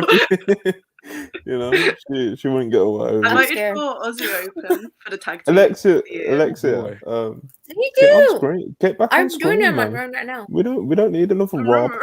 You know? What the fuck? Oh my god, hold on, just give me a moment. What do you mean? Shout out to Aussie Open actually. call- Before we get into Dynamite, they had a really good match for the World Tag League Finals yesterday, I think. I don't know. But yeah, that match was really good. Watch it if you haven't. It was against Did they win? Bishamon. No. Shut up. We're not gonna fucking talk about that. They just had a listen, good match. Aussie Open didn't win and Bullet Club didn't win. So my agendas are fucking in the toilet right now when it comes to New Japan. It's nasty with them, yo. The Elite are 3-1 down, you know. It's tough out here. I'm struggling. Man. No, really do shout out out Aussie Open because they've had a great year and 2023 is going to be even bigger. I'm excited for them. Aussie. Oi. Yeah, no, they are Big up great. boys. Mark Y'all, Davis especially, you know. Y'all like Yeah. Australians? Y'all like Australians? Rob, we're not Yes. doing Yes, this. Rob. So We like everyone from Hey, everywhere. hey, Rob, Hold on. you like Tony Storm? Of course it does. We So all you know said- why. You said let's get into Dynamite? You said let's get into Dynamite? Hey man. So I love Australia. yeah, so Dynamite Vegemite. match 4, the Elite versus Death Triangle. This wasn't like the most fireworks that they've produced in the series so far, but I really appreciated the effort to tell like a different story in the sense of that it's not going to be something that they're going to try and do in the next match. So the story of the match was obviously Nick Jackson's injured. ankle, leg, whatever you want to call it. And that ended up playing into the match. He ended up going into the back. We didn't know what was going on. He was really, really selling the injury. So, people were wondering if it was a shoot or not. Like I said, he went into the back. Yes, we can. See, no, that's not what happens. You don't watch basketball because you watch cricket or croquet or whatever the fuck y'all watch in England. See, what happened was, what happened here in this match was called the Paul Pierce. Now, if y'all don't know what happened, I don't know the specifics and I don't really care, but there was a game where Paul Pierce, I don't remember how many points he dropped, but the truth was he had to go take a shit. He had shit himself in the middle of the game, but he faked like he had a knee injury and he left in the middle of the game. And then he came back and hooped, and they won. But the only difference is with this match is Nick Jackson left, came back, and they lost. But that's not on Nick Jackson. That's on the Death Triangle for cheating. Yeah, because they cheat. Yeah. The Death Triangle. I loved Anyway. I loved how when Nick Jackson came back out, and obviously that got a big pop, and he done his hot tag, and he didn't do like the normal Nick Jackson hot tag. Do you know what I mean? It was like more of like it was a lot less dynamic, more just kind of doing like short arm lariats and stuff like that. Obviously still kind of like selling the injury, do you know what I mean? But I just really liked seeing him do something like different with his hot tag, do you know what I mean? Like really different. And even I thought the finish was actually quite cool, like the way that they pulled it off and the way they hit him in the hammer in the ankle after they caught his leg. I wouldn't say it was like the best match that they've put on in the series or anything, but it will definitely it will stand out for its own level of uniqueness, and that's kind of like what I appreciated about the match because same as like the Chicago match. They kind of like stole one with the Chicago match. I've said it many times over these podcasts and stuff, but it's like that Chicago match because of the heat and the atmosphere in the building, they were able to do something that they'll never. The bully in CM Punk. Yeah, like all that, like they'll never be able to like do that in that environment, in that moment, like that again. So it's like that was like a free pass for one of the matches. They stole one. What? Oh no, you froze for like a second for me. I don't know what was going on. Oh shit! But yeah, this again in the same way. It was unique and different. Why is everyone going crazy? No, I'm just. I don't know. I can hear y'all, but it's like the screen just went black, so I don't know if I'm like frozen. Can y'all hear me? No, we can hear you. No, you're fine. You're fine. You're fine. Chill. We can hear and see you. Alrighty. Yeah, you're good, man. You're good. Yeah, it was a good match. Like I said, it wasn't the best of the series, but it was unique in its own way. I appreciated them trying to do something different. Charlie, you're like one of our big Resident Elite fans. Yes. What was your take on the match? I definitely don't think it was one of the best in this series, but I think it was the most story driven. The whole basis of this match was to set up the stipulation matches going forward. They needed a reason to do it. Like they kind of had a reason anyways because of like the previous wins the Death Triangle had been with the hammer. But if Death Triangle had won clean here and then they had done the we want stipulations, it wouldn't have made sense. So with Nick selling the injury and then them using the hammer to like get him to tap out, like once the submission was locked in and that, it really like sold that point of we just want it to be no DQ. We just like, we're going to do it like that. If that's how you want to play, this is how we're going to like match your energy. I do really appreciate how different all four matches have been because like obviously the first one was like the match because no one expected it to be like a 7-match series. I still think that's been the best one so far. Then obviously with Chicago, I don't know. The Chicago one was. I think the first match is probably the best. Yeah. I was gonna say the first one was probably the best, and the Chicago one was probably like my favorite. Like I would say the same. They were definitely like running like off the vibes of the crowd with that one, and they were just doing whatever to like lean into how the crowd reactions they were getting. Then obviously with match 3, they came out of the block hot. Like they went straight for Death Triangle on the ramp, and so this one felt different again. And I really do like the fact that they're trying to change it up with each match, even though they have just had 4 straight up wrestling matches. And I think the stipulations are going to add a really interesting layer because the Young Bucks have never beat the Lucha Bros in a gimmick match. They lost to them in the cage match. They lost to them in the ladder match. I can't remember if there's been any more. Kenny did beat Pac in the Iron Man match, but the Bucks have never beat the Lucha Bros in one. So I think it's definitely going to be another interesting dynamic for it. So, yeah, definitely. Exciting. I was really happy when they announced the stipulations because I think we was calling for it last week. Like it's 7 match. Like I know they're amazing and everything, and they're a great chemistry and everything. But at the end of the day, 7 matches in 9 weeks or whatever the fuck. You know what I mean? Like, come on. You know? I love them, and I would happily watch all 7 matches, but you've got to do something. Yeah, Alexia, you excited for any of these stipulations that are coming up? Oh yeah, I am. Like Charlie, I'm pretty much Charlie. Like just touched into it. Like I really like how they're like trying to like make this like different and not just like, you know, give people like that reason for them to be like, oh my god, every match is the same and stuff like that. Like at least they're trying to change it up and just kind of adding into the story of it, like the storyline, and just like it was fun. I mean, last night I did kind of like going in to like the match, like I did kind of expect it to be like, you know, being there live versus like being like seeing like the matches, like the previous matches on TV. It's kind of like a little bit like I kind of like already went with an idea of what I was hoping to see. It wasn't like my favorite out of all the ones that they've had.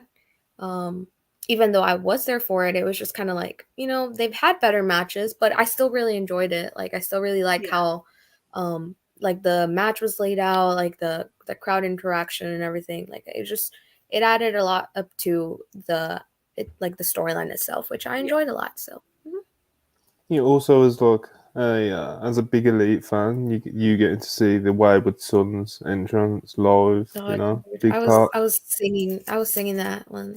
Do you think they just keep that now?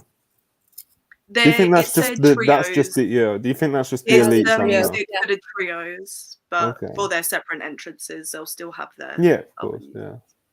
I was just thinking, like, do you think they'll just keep it for a couple of months and then obviously they've had to pay for it? But I mean, Tony did say apparently. So I hope they keep it till then. I had like goosebumps last night during their entrance because it was the crowd singing along to it. It was so loud. Oh my god, it was so fun. It was really fun. I'm really glad I got to see that. Yeah, it's good stuff. Yeah, a couple of super chats. Cast the Shah 499. MJF slander is hilarious, but it hurts. I can't lie. Well, that's probably gonna. You know what? He deals with it all the time. Far 5222, $5. Appreciate you always. Need TK to keep MJF on the main event for the remainder of his reign to kill his ratings narrative he uses in his promos. That's spiteful, but part. Another one from Far, $20 this time. Massively appreciate you. Tired. FTR copying Bret Hart matches for storytelling. Wired. The Elite copying 2016 NBA Finals for their storytelling. Nick Jackson equals injured Kevin Love, and Pac using hammers is dream and kicking everyone in the balls. I appreciate you. I didn't understand any of that, but go basketball. See, even I understand some of that, and I'm meant to be the prick, you know. I'm sure Rob does as well. But Rob's supposed to, you know. Rob, what? What? What happened? Bro, you understand this reference on screen, don't you? So I understand this reference because I'm black, Monty. Well, there you go. That's what I'm saying. Wow, that is crazy. Yo, y'all heard that, bro? And he said yes. That is crazy, bro. That's crazy. He's a proud black American man. He knows his basketball references. You know, American, proud, absolutely. Trios was great. I'm writing an article about it. That'll come out at some point. Yes, we need Charlie's 4,000 word. It's already at like 2K. Best of 7. Listen, I like the longer ones, man. I genuinely do. Before we go on, you remember? Go on. Sorry. If you're still watching and you haven't liked the video, yes. What are you doing? There's like over 100 people right now. If you guys would like it. No. Hold on. I'd like it if you was on screen, you know? No problem. 125 people. There better be 125 people sharing that link out on Twitter, sharing that link on Google Hangouts, whatever the fuck you share links on. I don't give a fuck. I don't know what you use nowadays, but share the Google fucking Hangouts. link. Share the link. Share the link. We in the tunnel? See, I got the Share the live link. chat now. I got the live chat now telling me that I hate my fellow brothers. You know, it's Exactly, bro. It's Like, hurtful, bro. bro. It's not true. Where was we? Dynamite stipulations. So what are the stipulations, Charlie? You'll know them better than me. I know. Match 7's the ladder match. Yes. So Escalera de la match Muerte. 5, that one. Yep. Match 5 is no disqualification. Match 6 is falls count anywhere, and then match 7 is the ladder match. I'm not going to try and say it. I don't want to butcher it. Yeah, Escalera de la Muerte. Yeah. Yes. Ladder match of death, I think, is what it translates to. Yeah. I'm learning. Okay. But yeah, so next week. Tina, Queen Charlie. Next week, the Elite have to win next week, otherwise the series is over. And then they've got to win every match. They've got to win every match now, don't they? Yeah, this is true. They've got to win all 3 of the stipulation matches if they want the titles. Yeah. So. I forgot about that. I don't know if my maths was off there, but yeah, they've got to win the next 3 matches, which is the tall task, and they've got Wrestle Kingdom in between the 6th and 7th match, so that'll be interesting. The 7th match is the Forum show, right? The 11th, yes. Yeah. Yes. The Page tag show. Yeah, so they're the stipulations. Like we've said for a few weeks now, that's probably the best way for them to keep it fresh and stuff. It's cool that they've been able to steal a couple by doing the Nick Jackson stuff last night and Chicago stuff. But yeah, 7 matches is 7 matches at the end of the day. You know, keep it fresh. Good stuff. The match last night was good stuff. Yeah, man. Next, we had an MJF promo, which I thought went way too long. I don't think we need to talk about it. And then there was a segment with the Acclaimed. They were coming to the ring doing the rap, doing their good vibes and everything. And then they were attacked by Jeff Jarrett, Jay Lethal, Satnam Singh, and Sanjay Dutt. We was talking very, very, very briefly about this before we went live. We was kind of saving it. But like the Jeff Jarrett thing in AEW, it's like it's a pop the scene, you know. Oh, shit. Y'all talking about Jeff Jarrett? Yeah, we're back. You're back now. You're back. You're talking about Jeff Jarrett? This is what I mean. Like Jeff Jarrett, like he's fun. Like he's fun to have around and know that you've got that pop, like in your back pocket. Like we got Double J. You can just come out and smack someone with a guitar, and everyone will, it'll be funny, and he'll say slap nuts and ha ha ha. It's like I really love like the Ric Flair's last match and the build to that. It's like Jeff Jarrett, man. He's just like. And he's always going to cut good promos. And he's never going to like completely embarrass you in the ring or anything. But it's just like it's Jeff Jarrett, bro. Like he's like an older, he's got a lot of negative perceptions around some of the work in the business he's done in the past, and he's like almost got a reputation of not like a promotion killer, but he's been, peak TNA. No. I'm not letting Monty get this off. That is one of the best wrestlers of our generation. When you hear Jeff Jarrett, you hear 5-time NWA World Champion. When you hear Jeff Jarrett, you hear ratings, you hear money, you hear business. This is what I'm talking about, though, man. Like, it's fun to do all this, bro. Like, it is. Like, a massive part of it over the past few months. Like, Jeff Jarrett pop. And I like Jeff Jarrett, but it's like, when you're putting him on my TV every Wednesday, and he now looks like he's going to be going for the World Tag Team titles. That's where I'm a bit like, okay, you're kind of ruining the fun for me now, Yeah. It's like, I need Jeff Jarrett to win those tag titles. Sadly. No, we're not doing no, this. You don't. Absolutely not. No. Sadly. No. Listen, they're going to main event Dynamite. You are not having Jeff Jarrett go over one of the hottest acts in AEW right now. What are we doing? What? Charlie, did you not watch TNA? Did you not? Yes, I watched TNA. Charlie, and this is what I'm scared of. Did you not Jeff Jarrett. Shut up. I like Jeff Jarrett. I do not need him anywhere near a title scene. it is terrifying. need The that. fact that he even came out to like near the Acclaimed is, I do not need him trying to win belts, especially he's only just come in. No, shut up. He's just come into the company, and it's like, I'm getting heated over Jeff Rob Jarrett. is here. Rob is here getting emotional about TNA. I need them to recreate Monty Brown versus Jeff Jarrett with the Acclaimed. I need that. No. He deserves that. Matter of fact, we are for the business. The Custodian, Brian Pillman Jr., 199. Me and Jeff, King of the Mountain, and the Custodian. that's a fact. Let him cook, bro. Let him cook. Would you swap Jay Lethal for Brian Pillman Jr., Rob? Yes. Yes. Yeah. I don't like Jay Lethal though, so. Yes. Oh my god. Well, that's fair. You know. Jay Lethal jump scare if Jeff Jarrett can get someone like Brian Pillman Jr. over with the live crowd, but maybe I'm wrong. I'm very much with Charlie on the Jarrett thing. It's like I like Jarrett. He pops me. He's a good laugh and all that good stuff. And he's never gonna cut a shitty promo or anything. Like he's great, man. It's Jeff Jarrett, but like he's however old he is, and I don't need him in the World Tag Team title scene. Yeah, that's just kind of where I stand on that one. To be honest, they've just gone over FTR. You can't have them go over FTR. Yeah, it's crazy. Then even consider selling and everything. You absolutely wait. You absolutely shut up, Rob. Shut up. We're not doing this. Rob, you can't.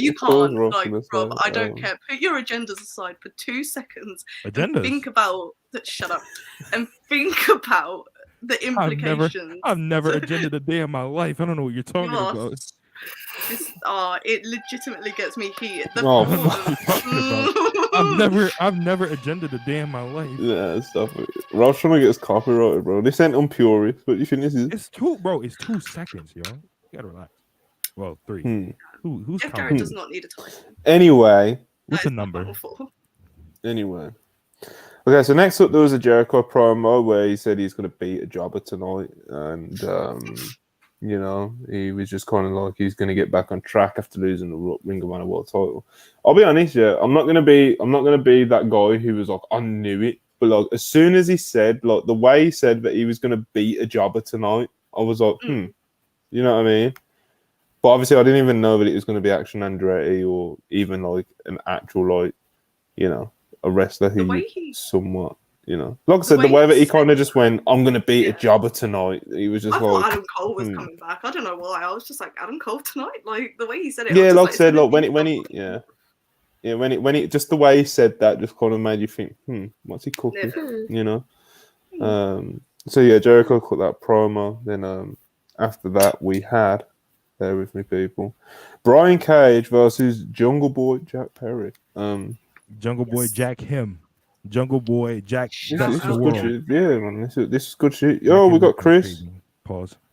Hey. Have we got Chris with working internet? We'll find out very shortly. He's currently loading them. I don't know if the people can see that. He's here. He's here-ish. He's kind of here. We'll see what happens. I'll read. Yo, Chris. Hi, Chris. Hey, Chris. What's good, Chris? Hello. Can y'all just see me? I've been here for a minute. Yeah, we can see you now. Yeah, you're frozen. Okay, I'm sorry. I'm sick, so I'm just kidding. Oh no. Me too. It's okay. Yeah, we're all sick. And yeah, but I don't got the EA like you got, Monty. Damn. I won't wish it on you. Oh, we got AO's back. AO, at yourself. Welcome to episode 9.5 of I'm Curious. Monty, shut that yellow ass up. Real niggas are taking charge. What the fuck is you talking about? Shut your yellow ass up, Monty. Monty, you see, bro. This waffle colored Negro Monty, right? This beige ass nigga. He feeling emboldened by Action Andretti's yellow ass going off last night. Shout out to Action Andretti, bro. Hey man, we're not there yet. We know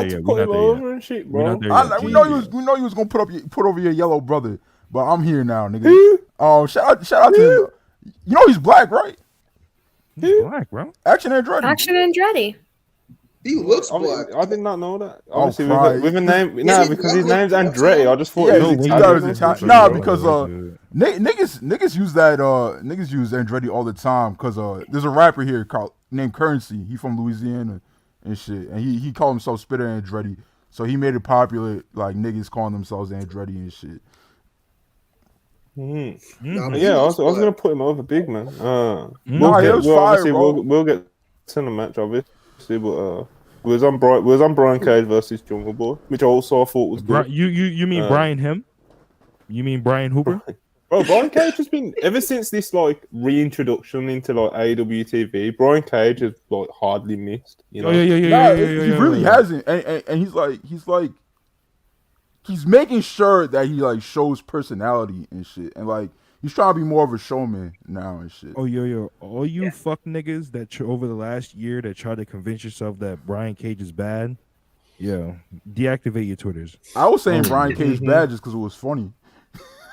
No, it was hilarious. I put in the boss call to allow him to get back on TV. I picked up the phone. I called TK. I was like, "Hey, bro, I think Brian Cage has learned his lesson. Let's give him another shot on television." Stop it. And he's like, "All right, man, I think that's a good idea." Yeah, we've got a couple Jeff Jarrett super chats. Unfortunately, Young Dende 4.99. Nothing hurts more than seeing Jeff Jarrett's total non-stop faction every Wednesday. Boo tomato. Fair. Far. Double J winning will help get another team over. Top flight private party. Yeah. I don't know. Shout out to Top Flight. Don't walk fuck down. Shout out Top Flight. Double J should whack Orange Cassidy with the guitar. That's a fact. Yo. Keep putting these super chats over Jerry, yo. If he's gonna have any Talking belts, shit. That's a Manny take right there. You got Jeff Jarrett haters in here? I'm gonna say Word. I wasn't hating. No one was actually hating on Jeff no. Jarrett. No one's actually said Jeff Jarrett was bad. It's just like, yeah. I like Jeff Jarrett. I just don't want him to be a tag champion. He's obviously not going to win. TK not that. Yeah, he's not going to win, but gonna that's not the gold on point. He is. You don't wait, Monty. You don't like him around the tag title, bro? No. That's nasty, I hate son. him. I'm not. Bro, they can't have a 3-week program. No. Why? I just don't think it's Because, good bro, business. it's fucking Jeff Jarrett. And he's a real wrestler. What are we talking about? Whoa. Pause. Top 5 worst Jeff Jarrett matches? Oh, my fault. There are none, nigga. There are He's none. a fucking hooper. Nah, bro. The idea that he can't have a 3-week program with the tag champs is crazy to me, son. It's Jeff Jarrett. It's Double That's a J. fact. It's already been like 2. It's already been like 2, 3 Yeah, weeks, bro. I mean, but they've been doing other shit too. I mean, the Acclaim's been doing other shit. What they do when the Acclaim We're talking about like one of the best tag divisions of all time, bro. I don't need Jeff Jarrett and fucking Jay Lethal going for the tag titles. That's just me, though. Bro, but have you not been entertained by what's been on TV? This is not entertaining to you? Damn. Say no. Wait, hold on. What was the question? No. You see what the issue is? You see what the issue is? Monty a 25-year-old nigga from the UK, right? But for some reason, he thinks he's a 45-year-old white man, bro. I don't understand this nigga's wrestling opinions. He thinks he's a 45-year-old white Brit, and it's nasty. Talk that shit. I like Jeff Jarrett as well. I just think this is, don't put him in an actual prominent position. I'm just saying. Let them have their match. Let them have their little program. One match done. Get Jeff Jarrett away from anybody with gold. Because it's entertaining, bro. Yes. I like it. Yes. I like what's on the screen. Monty. Do you want that program to happen? Bro, I'm saying if this turns into some BCC versus JAS shit, shut down the whole territory, right? Throw the territory in the fucking bin, right? But a short program, that's fire to me. I don't know about y'all, bro. My Jeff Jarrett praise is not a meme, son. Like, I really like this nigga. I'm entertained by this nigga. I like when he on TV and shit. Facts. I have something to say about all this. Mm-hmm. Yes. What's up? If you don't like Jeff Jarrett, it's because you are a woke liberal. Facts. Liberal. Woke liberal. Liberals. Y'all like cancel culture? Y'all like digging up the past? I don't know. Y'all like comedy? Y'all like comedy movies without racism? Oh wow. Okay. I love we've had fun. Yeah, I we've love had fun. vampires. Rush Hour 4 on the way. You heard? Jesus. Vampires and werewolves. I love them. They're my favorite. Jungle Boy, Jack Perry, Brian Cage. It was a fun little match. Brian Cage, he's the man. Jack Perry got himself very over. The crowd was very into it when Jack Perry got the pin. Crowd was, doing the whole wave. The crowd did what? The crowd did what when he won? The crowd. They were doing like the whole wave shit. And... Yeah, fuck you, Hangman. Are you Monty? Are you familiar with Hangman's terrible opinion of Jack Perry's theme music? But does he not like it? Fucking hate that. He said that the theme music is shambolic. It's not the theme music that a star would have, and it's not theme music that could be played at the end of a pay-per-view. He's just wrong. He's just wrong. But when you see when his music hits and the crowd pops crazy and the entire crowd, white people don't have any rhythm, bro, but they find a way to wave their arms in unison. They find a way to wave their arms in unison to Jack Perry's music, bro. You tell me that's not star shit? I hear you. It's like I like JB. I like his packaging. It's like his music is top 10 walkout music for a babyface going right now. What? Anything like that's a crowd. Yo, don't get that nigga nothing. Whoa. You're sing Tarzan boy. We gonna do that. We got you tomorrow. Facts. All right, man. I gotta put my foot down low key because this money not going to me or Chris because we're not scheduled for this show. So niggas cannot donate to a show that we not getting money for and then be like, sing. We gonna do it. We gonna do it for you this time, Far. I'll make sure you get some of it. I don't know how I'll work it out because it will make it very confusing. But I'll make sure you get some of this. All right. Far always just for the massively appreciate you. Just for the future, like if you want us to sing, just wait until our show and then donate the money. Then you feel me? Yeah. But we got you, Far. We appreciate the super chat a lot. We appreciate anybody supporting Wrestle Any unpurist karaoke requests that you have, send them into the unpurist chat. Like I said, $50. $50 a song. Out of this Far, obviously, I'll make sure that the unpurist guys they'll get some of it. So but in future, just if you want to send any requests in for that show, send them on that show. Otherwise, it makes it really confusing to work out who gets what from the what's it called. So. Far 2. You see that though? Draw money, something that FTR not familiar with. You heard? Facts. Something that MJF not familiar with. You heard? Draw money. Shit. But you know who has drawn money in the past? You know who has drawn money? Oh, fuck. Hey man, Russell Wave not doing this. You heard? 25 views on a video? That's 5 days old. That's crazy to me. Could never happen to Big AO. Sorry, ass little niggas. Got 200. How many followers in? Because you showed up on our podcast. Never mind. My fault. Back to Dynamite. Back to Dynamite. No, wait. Hold on, AO. Never mind. Y'all got it.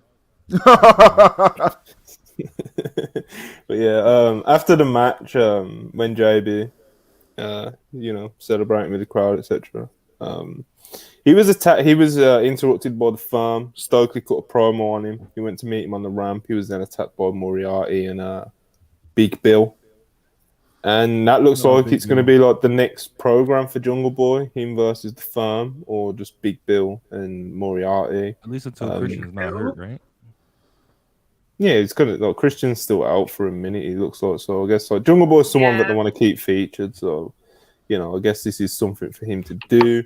It's nothing anyone's going to get, like, fucking crazy excited about or anything. But like I said, it's something that keeps him on TV, gives you something to do. It's not going to be terrible, I guess, But yeah, Jungle Boy was attacked by the firm. And we'll see where that goes, I guess. Next, we had a Mox Blackpool comeback. Hook came out. Oh, shit, yeah. Yeah, we're not skipping over this. Yeah, I forgot, honestly. I just needed reminding. Mm-hmm. Someone's got an echo. I can hear myself again. It's not me this time. Is it me? I don't know. Is it you? I don't know. Oh, if you've not got earphones in, it could be you. It could be Chris. Is it still Yeah, I was echoing gonna say, now? Fuck you. I'm like, wait, what are you talking about? Yeah, I can can't still hear it. an echo anyway. Chris has It's gone mute, me. so oh Chris no. disappeared. Anyways, yeah, Hook came out, which was really interesting. Listen, I'm not saying they're listening to the Wrestle Fury Divas podcast, but I'm not saying that they're doing that. That's a fact. Because Fuck that shit. they're implementing a lot of the stuff we talked about. Chuck, And- for Okay, for shit. people for the fakers out there that don't support women, hate women, might be incel adjacent that didn't tune in to the Right. Wrestle Fury podcast. Right. Just explain to us some of the ideas that you wonderful ladies threw around and TK ended up implementing. So on episode 4, Isra, Jade, and myself, we talked about the fact that they need to pace the shows better. They need to build it around the youngest stars. Mhm. And there was something else, I can't remember off the top of my head, but they started doing that shit. They had Jack Perry in a really good match against Brian Cage. Mhm. They had Hook come out with him. Seems like they're forming a team. The show itself was just so much more like, the pacing was so much better and it was a lot more cohesive. Mhm. And the demos for the women in 18 to 49 and whatever the other one is, they've gone up. And Talk that shit. it's been a really good improvement for them. So just keep listening to the women that are giving you ideas, and yeah. Talk. Oh that yeah, shit. and even- Hangman's emotional promo too. That was the other one. Really. Yeah, all good More stuff. Hangman. More Hangman. But yeah, Moxley, Billionaire Sport Club, Billionaire Sport Club. Where did that come from? It's because I've got the thingy. I've got the thingy wrote out. Anyway, Mox Blackpool Combat Club promo with Claudio and Wheeler Yuta.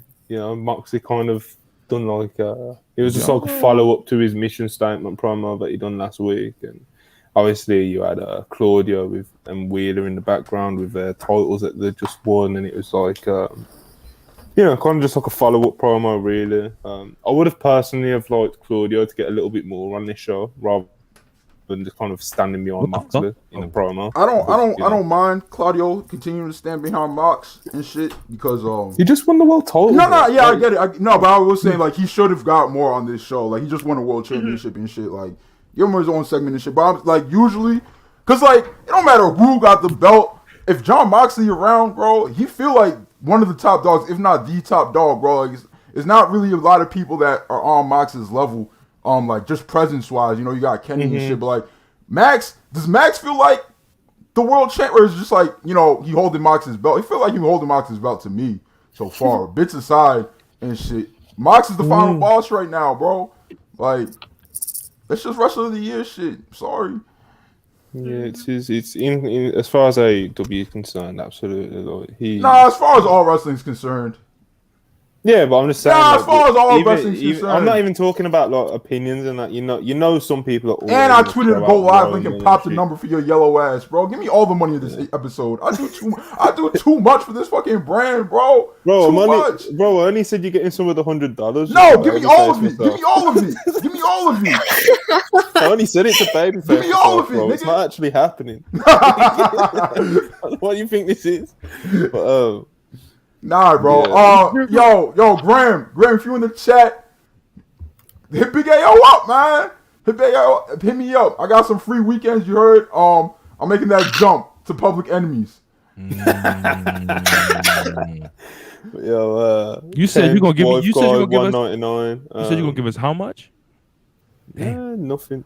I'll give you this $199. Shout out to Ken, bro. Shout out Ken and his wife. Yeah, shout out Ken's wife.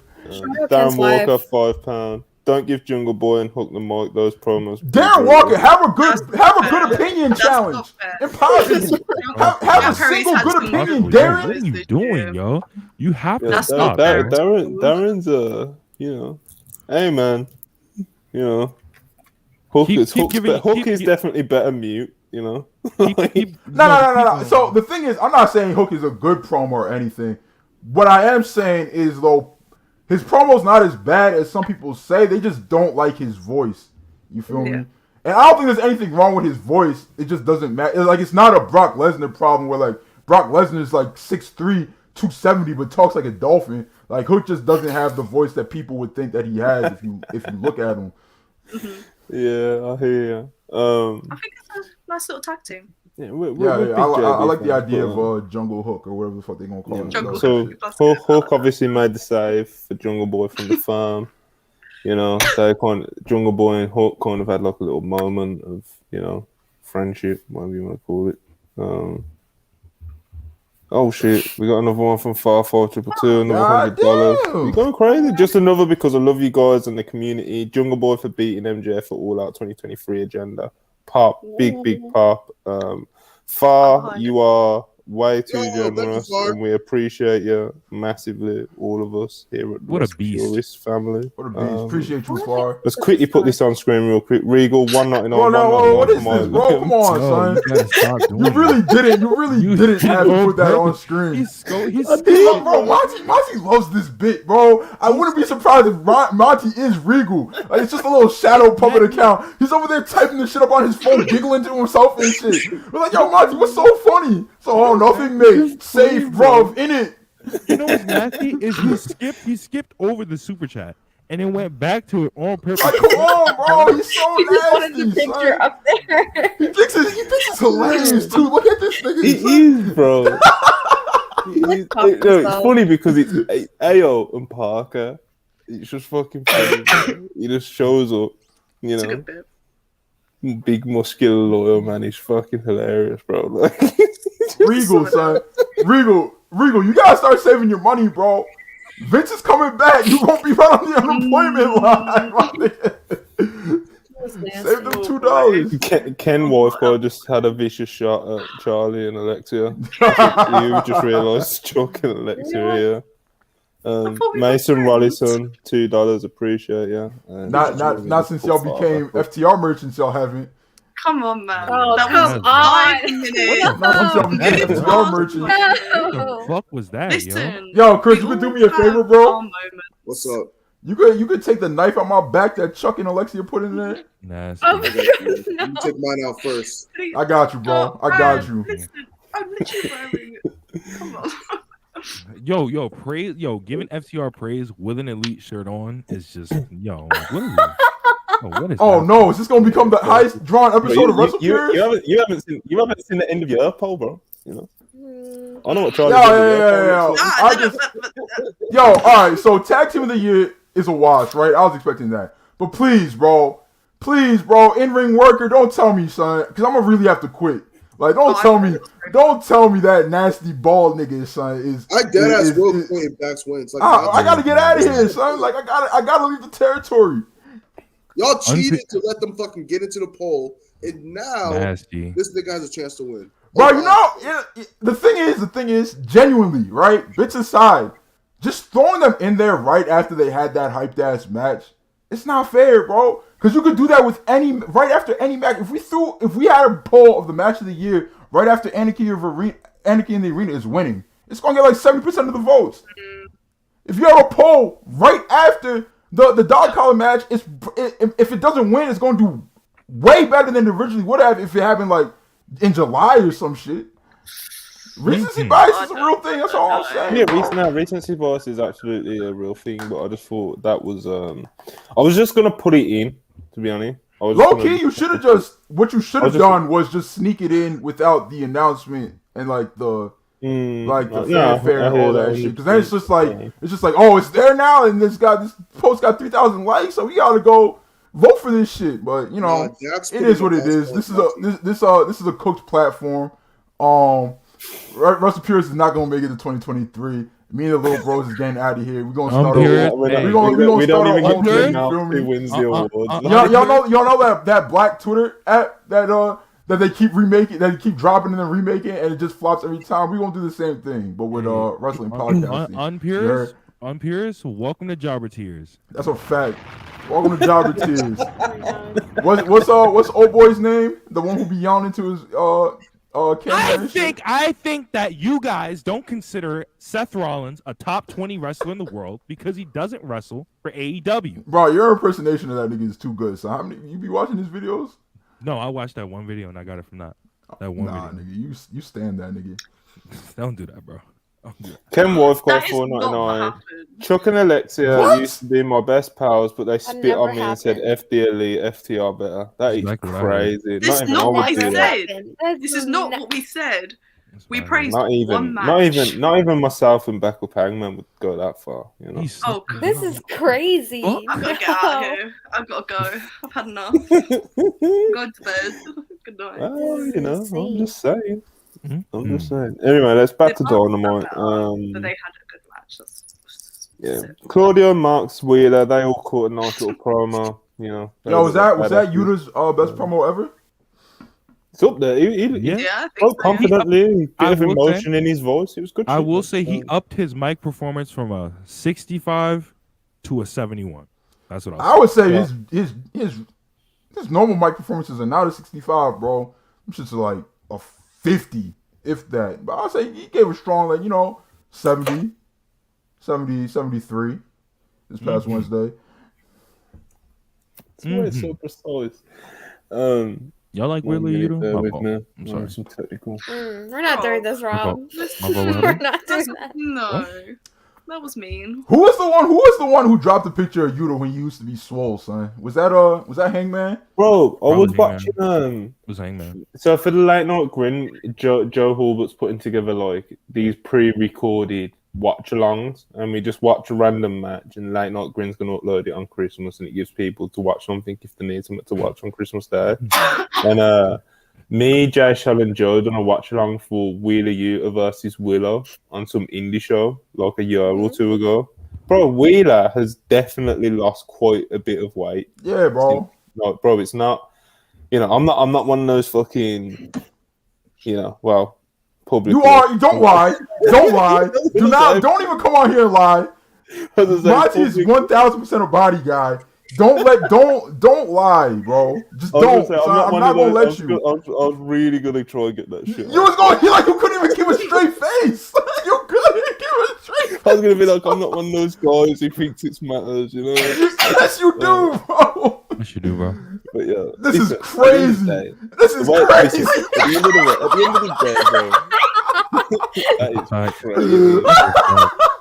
Get that shit up. That's a fact. Yo, hey man. At the end of the day, bro, if you're a wrestler going out there in your trunks, your physique matters, bro. It does. It does. And to my point, anyway, like I was watching the old Wheeler Yuta match. He's lost weight, man. Like he's lost some muscle mass, whatever you want to call it.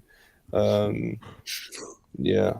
Like unless you have a gimmick that makes it not matter, your physique fucking matters, bro. I'm not a body guy to the level Orange of Cassidy's cool. Like, yeah, whatever, like Orange Cassidy's fine. Darby Allin is fine, right? Mm-hmm. Like, but even like small guys who are doing a million flips, like, do you remember how fucking jacked Rey Mysterio was, bro? He's got popped for steroids twice. Like he's huge. He was huge back in the day, so, and he's still not like a skinny guy right now. Like this shit matters, bro. bro. He's still really big. Like, And I say this as someone who Adam Cole's one of my favorite wrestlers going right now, and to the point where this nigga Monty yelling in my DMs and shit. Adam Cole hate is nasty. I love Adam Cole, but I can't. I was messaging AO and it ended up with AO replying to me like, "Bro, what's wrong with you?" I was like, "What's wrong with you, bro?" Like, it's like, because he was like, "Bro, like, what would your real life friends say if they knew you were such a big Adam Cole stan?" I was like, "Bro, my real life friends, them niggas have not watched wrestling since 2008," and he was like, "Niggas like Adam Cole is exactly why."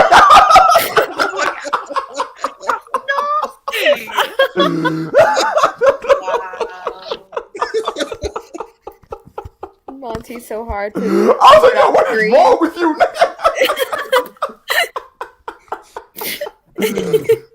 Adam Cole, though, bro. If you want to be on Pierce, pull up, man. I love you. Hey, this all I want to say about Adam Cole is, yeah, bro. We all know. Hope your recovery's good. If he put a little.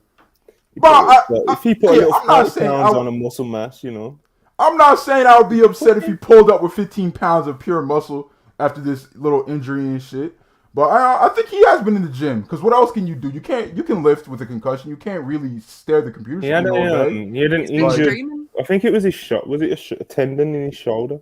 or bicep or something like that. Labrum. He had like torn labrum. That's the one. I just find it funny. Oh yeah, he's had that torn labrum for a minute. So everybody was like, "Why doesn't he look like NXT Adam Cole anymore?" Even though to me they virtually looked exactly the same. But like, if you have a torn labrum, you're not going to be lifting heavy. Yo, like, what the fuck? I just think it's funny how we never give CM Punk the criticism because he's fucking. The He's thing- a way worse shape than fucking. No, but Adam the Cole. thing is with The thing- Punk, the bro, thing is he's he's got the covered in wrist tattoos tape and and the the wrist tats tape, and the yeah. shit, you know. So I get it with Chicago Phil, right? But yeah, that nigga was he was in worse shape than somebody Adam said Cole something that had me on dying WWE yesterday. television. They said that Malachi's tattoos hide the fact that he's built exactly like Adam Cole. No, I'm No, weak. he's not. Malachi used to be swole. Oh, no. He's not. I don't know what happened to him. He stopped lifting too. Bro. Yeah, I was gonna say Malachi's not swole, but he's not His as He's as slim as Adam Cole. No. He's not. But he dropped loads of muscle mass because But of yo, his back bro, was like, fucked. He oh, almost is had that to why? retire. Like I always saying, like I always just saying, bro, if Adam Cole came back with like an extra 15, 20 pounds of muscle mass, like I'd be fucking up. Let's Hold on. Yo, I got yo. breaking news. What happened? Oh my god, I know what it is. Jonathan Gresham has just announced that he signed with Impact Wrestling. Let's go!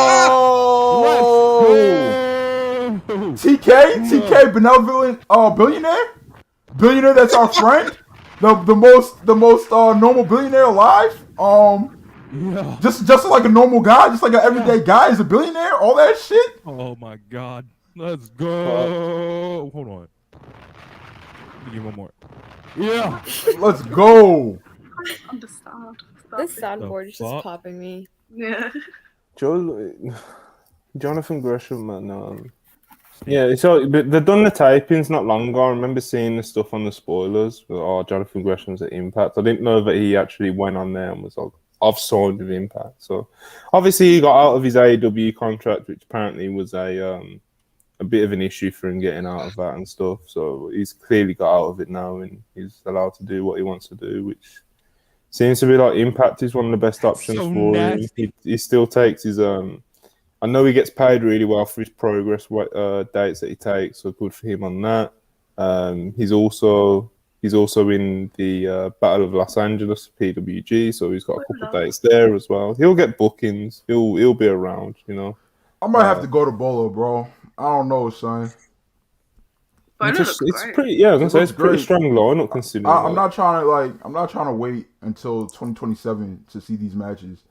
Mm-hmm. Like I was watching Daniel Garcia versus Takesha the other day and shit, and with a bunch of y'all and shit in the Discord, and it was a very good match. I was just like, yo, imagine how much better this would be if we wasn't watching the match that happened like 7 months ago, son. Like we'd be enjoying it a lot more. Super Dragon. Super Dragon, stop all this hipster shit you doing, bro. It's not cute, bro. Yo, Nobody thinks you're an artist. Nobody thinks you're more interesting because you're doing this shit. Stop it. They announced the whole card for Bola, and I was like, yo, this is nice. This is nasty. If the DVD for this shit wasn't coming out in 2 years, yo, it will be fucking fine, bro. Stream the shit. It's not hard. It's not hard to stream. IWTV is right there. Bro. Oh, Ken Wifeguard 199 super chat says there were some Peach talking about weak. Charlie and Peach? Alexia. Let's not go that far, Ken. Then, Nobody's worse than Peach. We love Peach. We love you, Shout out Pete. Peach. We pop for That's our Peach. girl. Pop for Peach. you Nah, know. shout out to Peach. Dio Loki 1999. This is when AO was threatening to walk out. Unpurist. Welcome to Off the Look, man, Street. look. All right, so I'm just gonna lay down the law on this yellow bastard. But you know what? We quit. Any super chat that has my name in it, I want the money, Monty. All right. Any super chat that says I'm purist in it, the money goes to me and the little bros. All right, or we're leaving. All right, you laughing? I'm dead ass. All right, I'm tired of these yellow bastards stealing money from us. dead ass. How many Yo, Lamborghinis do you need? my kids are starving, yo. And I told you about this 2 weeks ago. Russell bro. Pierce Union coming. All I'm gonna say is, look, First Union. I got you, bro. Look at this yellow bastard, boy. Get it good. Look at this yellow bitch, boy. Can't even keep a straight face. He can't even keep a straight face. I got you. I got you, yo. Yo, y'all think Monty Dangerously is a work, bro? No, bro. He's really Paul Heyman. Nasty. Nasty. Yeah, Next thing is a Jericho thing, right? let's finish off Dynamite, man. Yeah. It's been in Jericho for over thing, right? 2 hours. This nigga Hangman tweeted Impact is fucking back. Just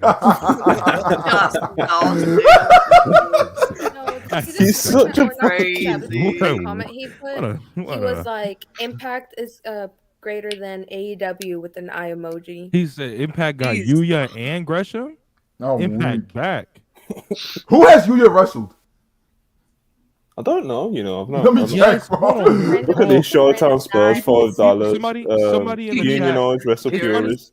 It's funny you bring up unionized Wrestle Peers. Somebody in the chat just said, "Is Rob, Tommy Dreamer, and Monty's Heyman and that's yes, I am. He just paid me. He paid me not even a half a Big Mac last week. He paid me in 1/4 of a Big Mac last week, bro. God damn, yo, Yuya's 28 years old already? God damn. Yeah.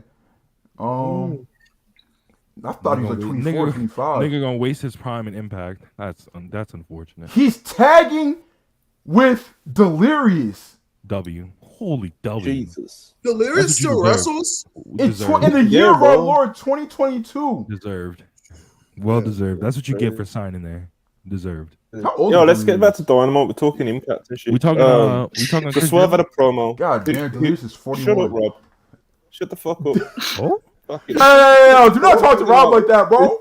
We will virtually stomp the shit out. Matter of fact, take that Easter, little nigga. We back to Dynamite. Yo, we back to Dynamite. We back to Dynamite with it. You wanna know why? Because Big AO said so. Back to Dynamite. Go ahead, Monty. Yeah. Swerve did the promo. Real wrestler, real promo. Hey, yo, what did he say in the promo?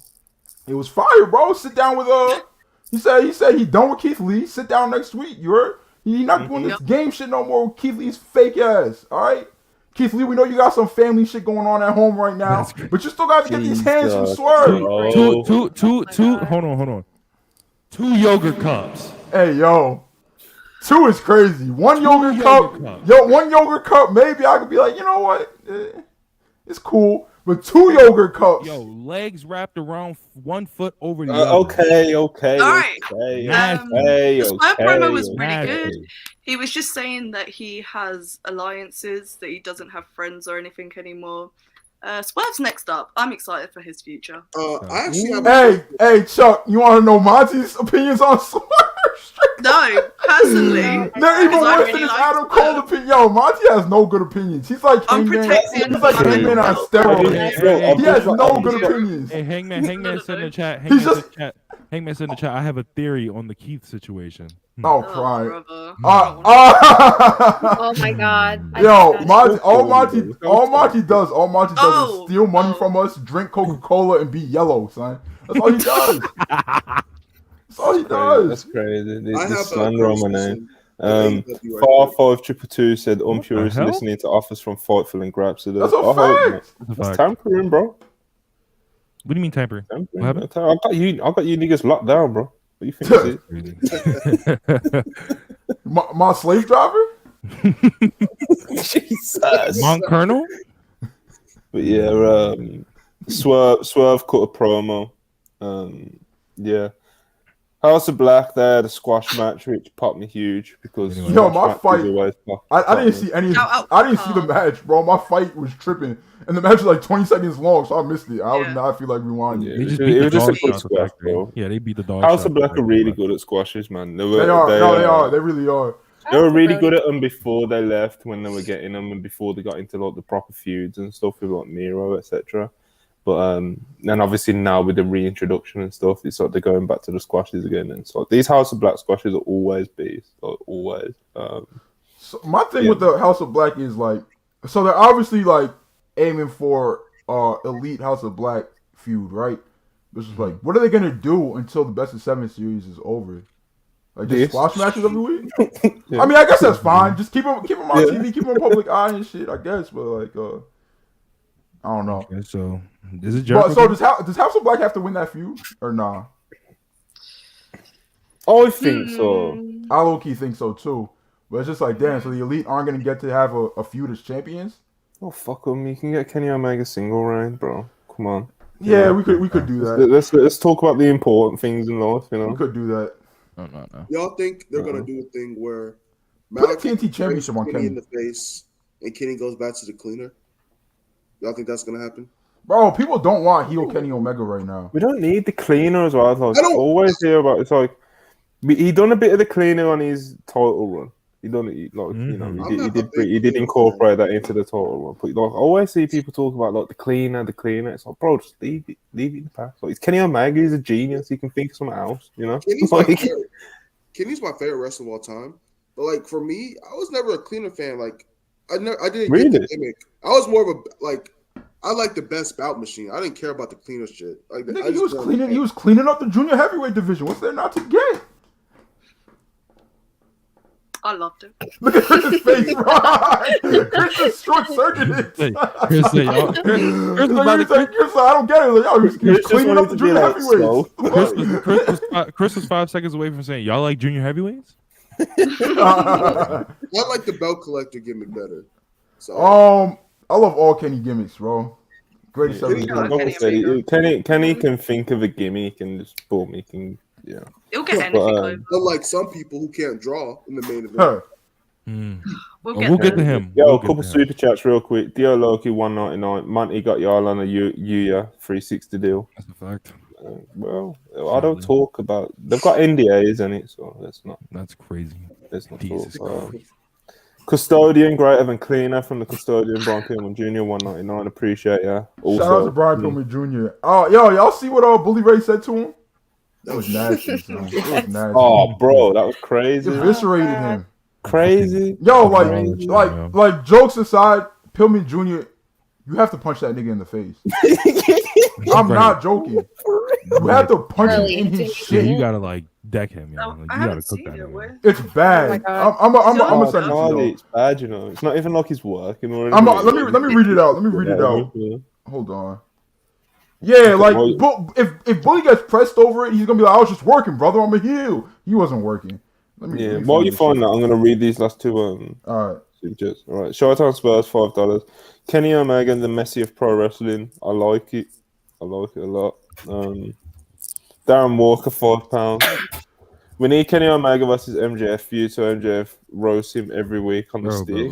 Yo, Darren, low key, bro. Your money's not even worth it for these opinions that you be having, bro. It is, bro. I can't cap. Your money's not even worth it for these sticky ass opinions. All right, so I found the tweets.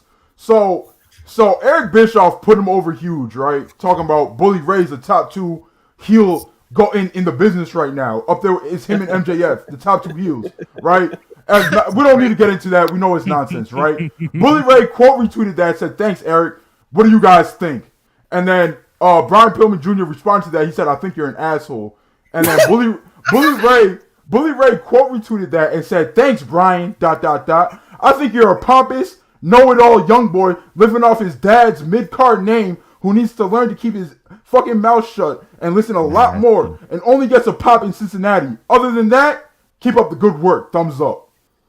Yeah, you gotta kill that nigga, yo. And you know the worst part? You know the worst part about this tweet? The thumbs up emoji he's using, it's the thumb of a nigga, bro. You're white, Bully Ray. Why are you using a black man's thumbs up? This thumbs up is darker than Monty, bro. Oh my god, that's crazy. Yo, that's kind of crazy. Call this nigga daddy a mid carder, bro. You gotta shoot this nigga. I'm sorry, you just have to. You gotta beat that nigga ass, yo. Yeah, crazy. Bully Ray is never flag shit. BPJ. That is crazy. He's on that crazy heel shit right now. Yeah. Anthony Green signed to Impact. Who? Pop. The Pop. But yo, House of Black Squash was good shit. Johnny and Sheeta will be facing each other. Chi-Town Spurs, shout out to the homie. This is to cancel out Darren's Tory opinions.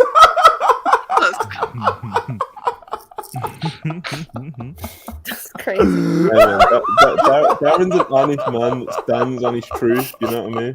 And I respect it. I respect it a lot. Oh, crying. Hangman in the chat said digital blackface Dudley. Oh dear. So, fine. I miss doing Thursday shows. I might be back soon. I can't count. Okay. Right. Jericho? You want Jericho now? Nearly, but yeah, basically, Jamie and Sheila cut some promos on each other and like pre-tape. It was cool, you know. I was saying to Charlie before we went live, it always pops me like seeing how much better Hikaru Shida's English gets. Pretty much every promo she does, you can tell that there's like a real conscious effort to like really get better at English speaking promos. She's a beast, man. We all know that Jamie Hayter versus Shida is going to be at least pretty good, you know, at very least. So that's something to look forward to. So yeah, next up, Chris Jericho versus Action Andretti. No. This is my time. Go ahead. Take it. Bro. I have compiled a list of nicknames that Jericho has had his entire career. Y2J, the Alpha, the King of the World, Lionheart, the Ayatollah of Rock and Roller, the Savior, the Living Legend, the Mental Mastermind, the best in the world at what he does, the Paragon of Virtue, your role model, the Sexy Beast, the epicenter of excitement, the most charismatic showman to ever enter your living room via a television screen, the Painmaker, Le Champion, and the Demo God, Chris Jericho. See, Monty, you're a CM Punk stan. I've seen your tweets. Let me ask you a question. Hold on. No. Let me ask you a question. I'm not a CM Punk stan, and there's no tweet, bro. You see the tweet? No. I have also seen the tweets. It doesn't matter. So, Monty, when CM Punk faced Lee Moriarty, did Lee Moriarty get the same reaction that Action Andretti got? Just asking questions. I'm gonna take a wild guess. When CM Punk, wild guess. No, you know the answer. When CM Punk faced Will Hobbs, did Will Hobbs get the same reaction? I'm gonna guess again. I know. Right. Let me ask the next question. CM Punk at the beginning had a whole little "I'm gonna wrestle the young guys" tour, right? Starting with someone who was already incredibly over. That is Darby Allin. So we gonna take that out of the equation. That doesn't count. Who did CM Punk elevate to even half the level that Action Andretti was elevated last night by wrestling the Ocho, Chris Jericho? Hey, you know, it's not a bit. This is a genuine question. Y'all let me know, bro. If I miss someone. And then Monty, wake your yellow ass up, nigga. Wake your yellow ass up. I didn't see. Bro, honestly, yeah, this is what I can't like, bro. Action Andretti, star making performance. Jericho looked great. Like, why are we talking about CM Punk? I didn't see. What are we doing? I didn't see people going crazy and calling Daniel Garcia the future when he was wrestling CM Punk, but I did see it when he was teaming up with and wrestling Chris Jericho. Yeah, it's good shit, bro. Well, like I said, though, I don't know how. Why are we talking about CM Punk, bro? Because we can. Because he's a bum. Because we can. No, bro, here's the thing. This is turning to Unpierced episode 9.5. It's 10 past 2 in the morning. CM Punk has never elevated. Monty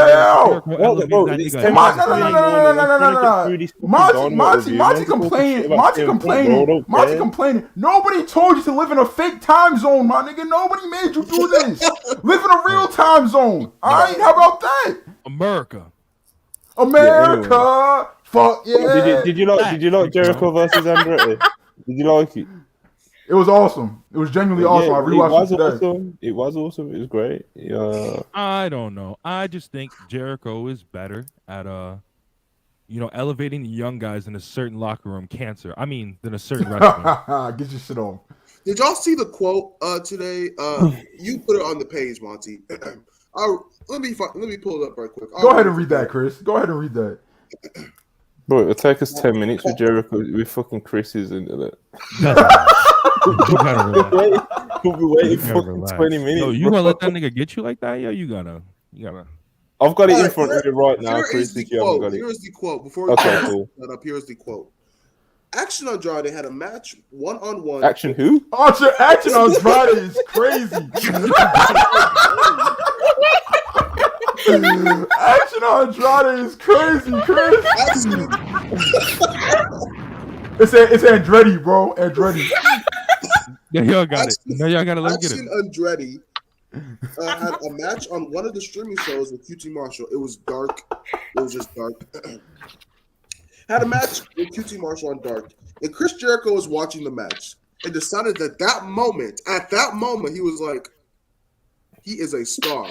This little little black boy might be him. is a star. Chris Jericho is a black icon for this. Black icon for what he did for the light skin community. I love Chris Jericho. That's my friend. But what is Hey, yo, come on, community, bro? That's my friend. So why am I talking about your community? You're talking on my community. Because nobody can stop me. Because no one can stop me. That's why. I love Listen, Chris bro. Jericho. We don't allow that shit. let Nadja man talk about us like this. Oh, crying. Chris Jericho is my friend. I love Chris Jericho. He ain't never done nothing wrong to me. That's If my Chris friend. Jericho's at the Capitol, so was I. Facts, big bro. Jesus, bro.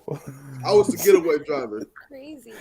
Is Chris Jericho not rocking with Sleepy Joe? Neither am I. You know what makes me laugh? Like, you see Chris, he does like his liberal bit and everything. It's like some people probably listen to this and think, wait a minute. Bro, people DM Chris and they're like, yo, are you really a conservative, bro?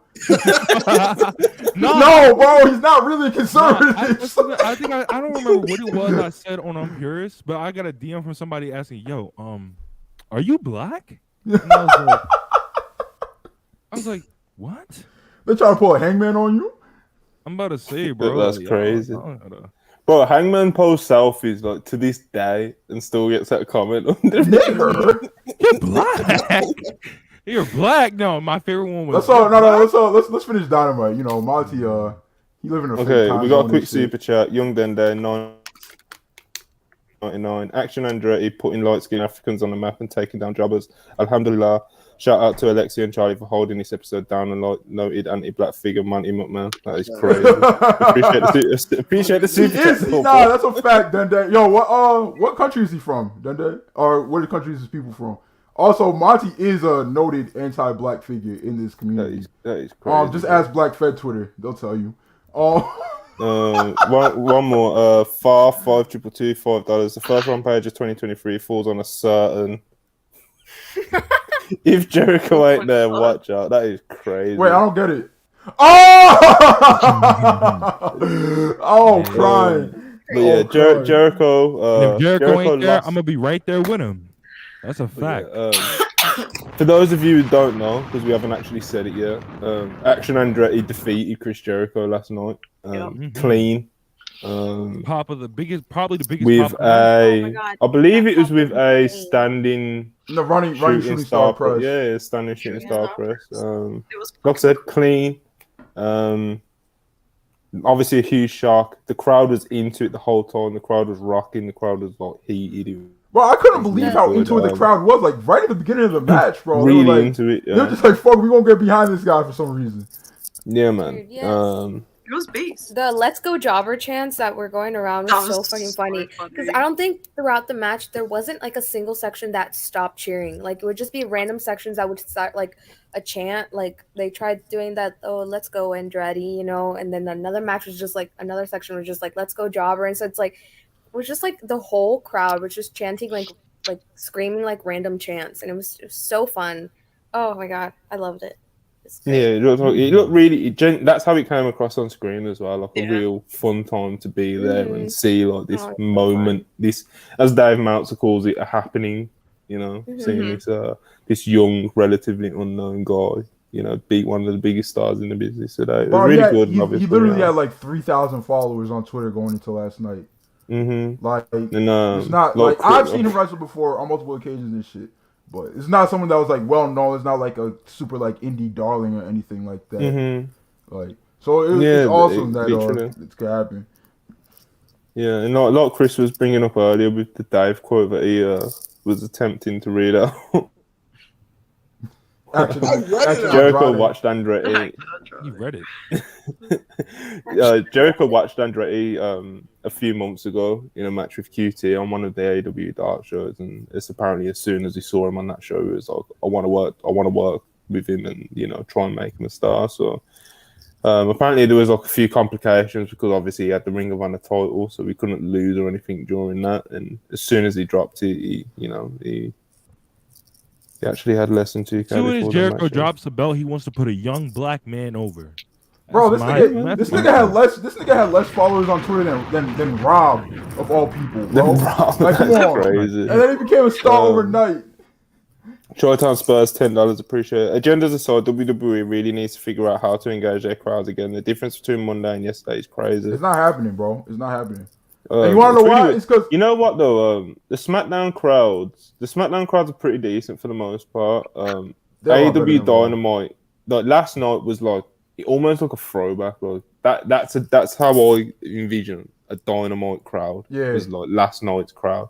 And admittedly, they haven't always been like that, especially through this year. But it's like if we can get more of crowds like that, like that's how I remember like watching AEW. Like, I'm just saying. So I remember watching AEW flying, and it's like the crowds are always hot and engaged, exactly like they were last night. And it's like I don't know, man. It was a cool like little throwback. The thing with Raw crowds, right? Especially like WWE fans, bro. Them niggas are not there for the wrestling, son. Like, I'm not even saying this to be like AEW better than WWE or whatever. No, bro. They want like the stories. They want the people getting pies thrown in their faces and shit. They want Miz TV and shit. Like the wrestling's secondary, so they're not gonna be going crazy for like a match or reversals and like DDTs and shit, bro. It's just never gonna happen. So, hey, bro, but it's a different world, isn't it? Yeah, the Miz it's a different world. But next up, we had a Ricky Starks promo, like the MJF promo. Don't really need to talk too much about it. Then it went to a break, and then it came back from break, and Jericho was backstage having a tantrum, throwing things around, popping. Then we had Tay Conti versus Ruby Soho, which I thought was a nice. Ruby. Before we go on to the women's match, which was really good, somebody pointed out that. I don't know if y'all remember, but Jericho at the start of the show said he's going to get a rematch against Claudio, right? And Claudio did not acknowledge this. And people are speculating that he brought that up just to make fans mad. And now that he has a loss, he can't get that rematch anymore. So I don't think that rematch is happening. Yeah, it's not rematch. It's not happening, especially if he just lost. Yeah. It's weird, though, because everyone, I feel like a lot of people were assuming, or at least thought that like the JAS Blackpool Combat Club stuff was just gonna final battle gonna be the final battle, you know. Yo, Monty just went robo mode for y'all.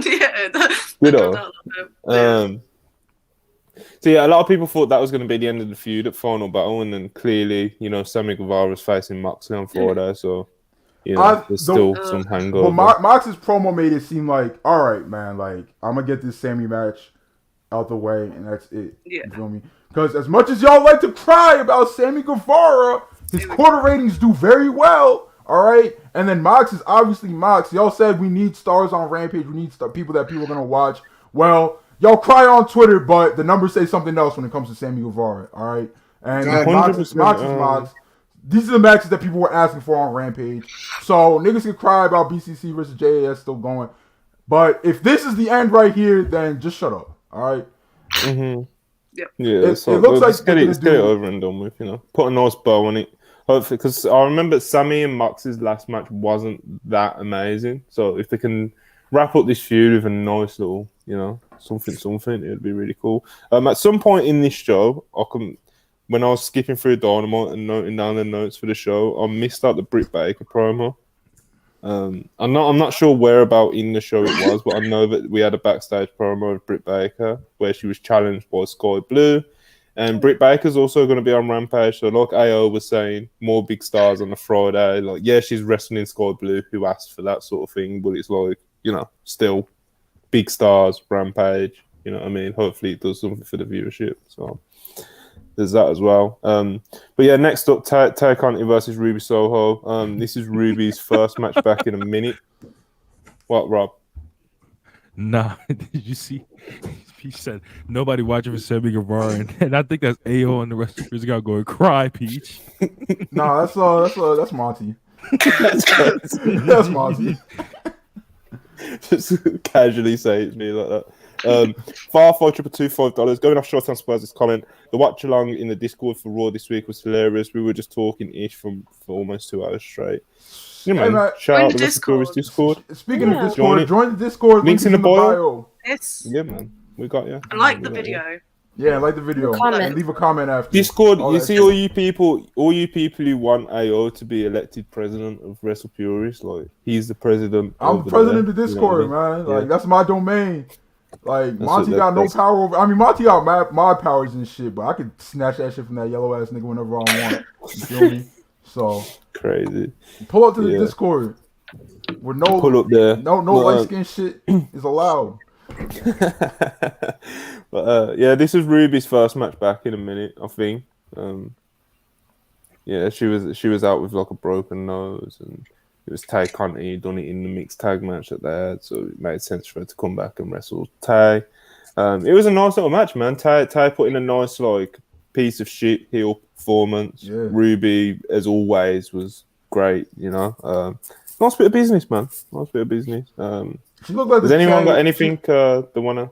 She looked like the Tay Absolutely. Conti that wrestled Hikaru Shida. She looked Yeah, really I was gonna good. say this is the Mhm. best she's looked in a while. long Hey time. man, once again, the women's division has been looking great these last couple of weeks. I'm just saying, bro, if you're not a bad faith guild, if you have good faith arguments as to why the women's division is still bad, what are they? You let me know, bro. Yeah, It's just been looking good lately. they're doing stories that aren't just for titles. They're getting new people involved. I love it. I think they're going in the right direction. There's like 4 stories running right now. It's Yeah, awesome. which is Yeah, man. Enjoyed it. like There's an unlike effort. Fun. And Sasha Yeah, Banks is coming. There's an effort. Mercedes Moné. That's It's money that's time. that's when it really gets interesting, you know. That's what I'm saying. Because Sasha's right. Platinum Max $4.99. Alexia, you're being too loud. Let me watch Food Network. And eat Not my this food. again. Oh god, not this shit, bro. Imagine if it was actually a Max No caster. comment. No comment. That's Yeah. hilarious. Appreciate the super chat, Platinum Max, whoever Thanks, you Platinum. are. My but yeah, fault. I think we all agree. Tay versus Ruby, nice bit of business. As like Chris was saying, the women's division is making some steps in the right direction. Next up, one of the highlights of the show for me personally was the Hangman Adam Page promo. Yeah, this is just good shit, you know. Cut like an intense, emotionally tapped in, authentic promo. You know, it was just good shit. I think that's like Hangman's strength as a promo as well. He's coming across authentic and like a Right. real person. You know, He does what I not mean? come off like an actor or like Mhm. somebody reading off bullet points or someone who was given a script or anything. It comes off like for better or worse, because you know how freakish some elite fans can be. For better or worse, like people feel like they know Hangman, you know, because of his performances that he puts off on TV and shit. Mm-hmm. That's just a credit to Absolutely. him. It was a very Yeah, real man. promo. I really liked it. I hope he's not. I hope him not being able to remember his kid's name for a few hours is not a shoot though. 'Cause that is scary That's as fuck. scary. Yeah. Yeah, that was. A I good just- thing. I hope that this is all leading to like a Texas death match or an unsanctioned match or something. That would be so fire. It'll be so fun. I forget who said it, but somebody was like, "Yo, they should just officially make the Texas Deathmatch Hangman's match." I have no issue with that. Honestly, bro. yeah. That was me. No, it wasn't Chris. Chris does It not have fucking good was ideas. me. It was. It was. It would actually surprise No, me. I'm talking about months we're and months not, ago, we're not Chris. giving I don't know Chris, if you're we're talking not about giving recent Chris tweet or credit on anything. this platform, bro. Shut up, yo, boy. yeah, yellow boy. doing Shut that. up, bro. We was talking about You on know- Curious Business, nigga. Oh, Oh, buddy. Bro, we do that tomorrow. You know. Oh, my fault. Wrong one. What is going on? Rob's just like yeah. having a malfunction with his fucking shit. But yeah, shout out Hangman, man. You know. Potentially his best promo of at least the second half of the year. It was very, very good. And some people here think that Hangman shouldn't have been world champion. I won't say who. Monty. Mm. I was fighting for my life during the Hangman versus CM Punk feud. You soy boy liberals wanted CM Punk strapped up so bad, bad, but I was running with a good conservative cowboy. Right. Hang him, Adam Page. Right. He's not actually conservative. I know. I can't joke on here. Crazy, bro. I can't joke on here because people take it so seriously. He's not conservative. All right, but in my head, he is. See? Family values. You liberals. You fucking liberals. Y'all see when a nigga wear one shirt, y'all Of go course crazy. you think that Hangman. Okay. Right. First, Well, we've already spoke about this in the quarter hours and its performance and stuff, but for now, we're going to put that to the side. No, we're not. We are, bro, because I'm not You doing are. quarter hour talk. I'm not. Bro, I'll end the podcast right now.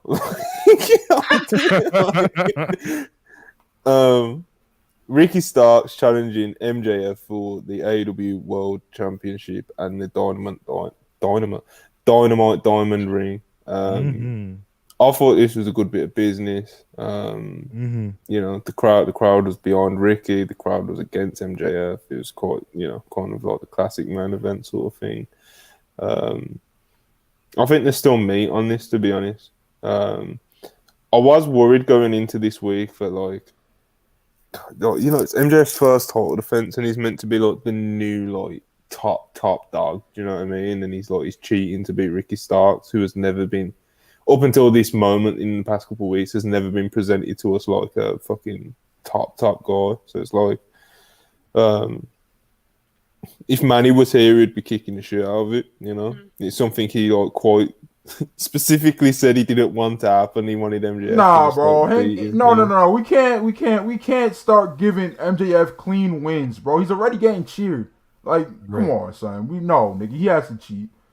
He has to. Especially against someone who's actually over, like Ricky Starks. How come we blocked Wrestle? Because, bro, he said some nut shit about me. I don't know you, little bro. Don't talk to me like that. Don't talk about me like that. Put it in the private chat. I don't know you, nigga. Don't talk about me like that. Fuck wrong with you? Put it in the private chat. What the fuck? I just saw it and I was like, hold on. I got a control and he's blocking people. He's putting up comments. He's going crazy. But yeah, like I was saying, bro. Right, read that super chat real quick. To be honest, the match was $10 super chat from Far5222. Appreciate the $10, bro. To be honest, the match was serviceable. I need the in-ring work from MJF when he faced Darby last year and the TV match against Punk in Chicago. MJF on the Flair / Triple H tribute act ain't it for me so far. Darby is one of the best wrestlers in the world. So if you expect MJF to have that level of performance night in, night out against, I'm not saying Ricky Starks is bad, but he's not like an elite. He's not Darby. I think Ricky's like good. Like, I would say Darby's, he's like, you know, B minus tier, B tier in ring. Yeah, Darby's like A. So yeah, Darby's free, bro. I don't know. To me, MJF was out there looking like 95 Bret Hart. It was kind of, I don't know. Ricky Starks looked kind of bad. Ricky Starks looked kind of bad. I don't know. But see, this is spiteful. You know? This is how I feel about it. Like with the whole Pillars things, I see Darby as that. And guys, before the Puro nerds, why are you comparing these guys to? I'm not comparing. I'm just saying the total pull of shit. I see Darby as that Cabana worker. I see Sammy Guevara as that, you know, Tallway. You know, he's a good tag wrestler. No, actually, Jungle Boy's Tallway, right? No, say it. Mm-hmm. And the worst of them all, we all know. Oh my fucking bro! Shut the fuck up, bro. Mickey Misawa. All right, y'all. That was the Wrestle Furious podcast, bro. I'm out, bro. All right, yo. What? Chris's Misawa agenda is so nasty. It's so nasty, bro. He doesn't believe it. Bro, whoa. He doesn't believe it. He admitted it's a bit. He already admitted it's a bit. No, I didn't. Yes, you did. The worst thing is with Misawa, bro. Misawa literally died for this shit, bro. Died for it. Hey, man. That man, rest in peace, bro. Why are you trolling him? Bro, like, hey, bro. man. All I'm gonna say is, never mind. Let me not say that. But you know, he died. You know, he died. Yo, you saying this? You saying this is so Skip Bayless adjacent because you rocking back and forth just like that, nigga. Yo, you don't believe that. You don't. Favorite Masala match that doesn't involve a pillar or Stan Hansen? Shit, he got a lot of them, nigga. Like Steve Williams, like the one, bro. Don't even do that, bro. Don't do that, bro. Relax. Oh shit, my bad. I was thinking of a Masala match. Let's get back to Dynamite with some real workers. So yeah, basically, real workers is crazy. MJF, Ricky Starks. It was a nice little main event. It wasn't anything blow away, I don't think. What do we think's next? Do you think there's going to be a rematch, or do you think MJF moves on? What do you think's next with Ricky Starks? Nah, it's Jover. Brian, isn't it? It's Jover. It's Brian Jover. came out. Mm-hmm. We got a real wrestler in the main event now. Ricky Starks. Maybe Jericho give you a rub, little Ricky bro. Starks, so welcome to MLW. Yeah, Jericho mentioned Starks in his promo at the beginning of the night. Yeah. And from a while ago, people it was not reported, but it was like hinted at a long time ago, like before All Out, that Ricky Starks and Jericho is going to be a feud. And I guess they're starting that now. Yeah, well, we not cool. now, but like, it's in the horizon. It'll be cool to see him. It'll be cool, like for me, for someone who like wants to see Ricky Starks do well. Like I know you guys, like we all make our jokes and whatnot. Jokes. But you know what I'm getting at. It's not wild to say you guys aren't the biggest Ricky Starks fans in the world, and I'm not either, to be honest. I just think he's good, and he deserves this kind of push. And it's, for me at least, it's cool to see AEW kind of do one of these pushes and really follow through with it, sort of thing. Like he's got the world title feud, and as AO and I think it was Chris was saying, like, we might be moving on to Chris Jericho next. Chris Jericho is obviously one of the most like featured stars in the whole promotion. It'll be cool to see what he can do with it. One of the things for me as well with Stark is like, you remember when Punk was first asked about like AEW and he was asked about people you'd want to work with and stuff. He basically worked with all of them except for Ricky Starks. Ricky Starks never got his chance with Punk. So it's cool to see him getting shit, basically. Hey man, why Ricky twerk for everybody that's elite opposition? Yo, did you just who knows, bro? The Young Bucks might love him as well, bro. You don't know. Elite gave this nigga his best match ever. The Young Bucks gave him his best match ever. Why? You're talking about the triple threat tag match? Yeah. Okay. Hey, y'all remember what I tweeted before that match started? I said, if Swerve Strickland, Keith Lee, and the Young Bucks can't get this to 5 stars, it's gonna be Ricky Starks' fault. Monty, do you remember what that match got? He didn't get 5, but do you remember what that match got, Monty? He got good shit. It got a 4.75. Who is objectively, all bits aside, who was the least, the worst performer in that match? All bits aside, Monty. I couldn't give you an honest answer. It's Richard Starks. All right, he by far put up the least amount of buckets. Hangman, Ibu, backup Hangman, is a Ricky Starks merchant. He admitted it. He said Ricky had the least exciting performance in that match. So you know what? Maybe if the real worker was in there, like Double J, you feel me? Maybe that match would have hit 5 stars. Oh, for fuck's sake! I just don't. Yeah. But yeah, man. Shout out Ricky Starks. Nah, we're not shouting out that Cornette merchant. Whoa.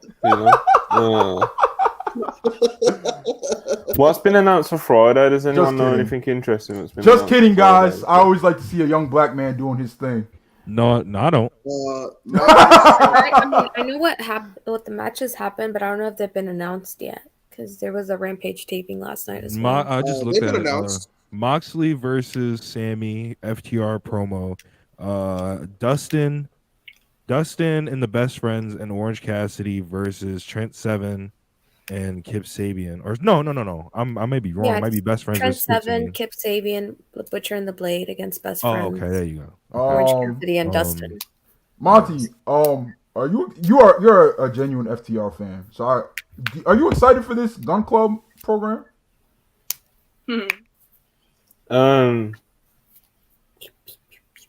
As an FTR fan, yeah.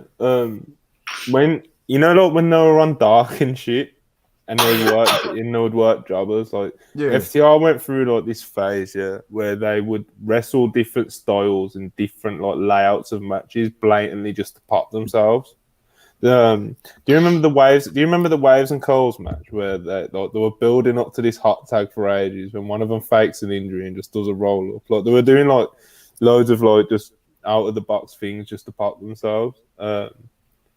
FTR definitely look at the Gun Club and think, how good of a match can we like get out of them, sort of thing. You know what I mean? So it's like I think Gun Club is it'll be interesting to see, like it'll be like an old school classic, you know, probably double heat, you know, like tag match or something. Man, But as it's someone not who gonna loves- be it's not gonna be like a high paced adrenaline rush banger, you know. It's just not like I don't. But they might be able to have like a good heated match with, you know. As someone who loves shitting on the Gun Club, right? Like I loved shitting on the Gun Club. Like you looked at my tweets, I just shit on them up and down the timeline. They've actually grown on me as characters, right? As characters, they've grown on me. I have no interest in ever seeing them wrestle anyone ever, bro. Like I don't know. I get that they're like, I get that AEW's like invested in them and want to see them do well and shit, but I don't get it, bro. I don't get it. I'm not. They're okay. Austin Gunn's a pretty tidy worker, to be honest. But, was that the short one or the tall one? The shorter one. I do like the short one. I like the short one. He's a lot pretty more than the tall one. That's had a good match with the Bucks, I think. They did. No, they had a great match. Yeah, with probably the Bucks. that sounds like. But you know, possible, the Bucks. you know? Yeah. The Bucks. Who don't they have a great match with? You know, like.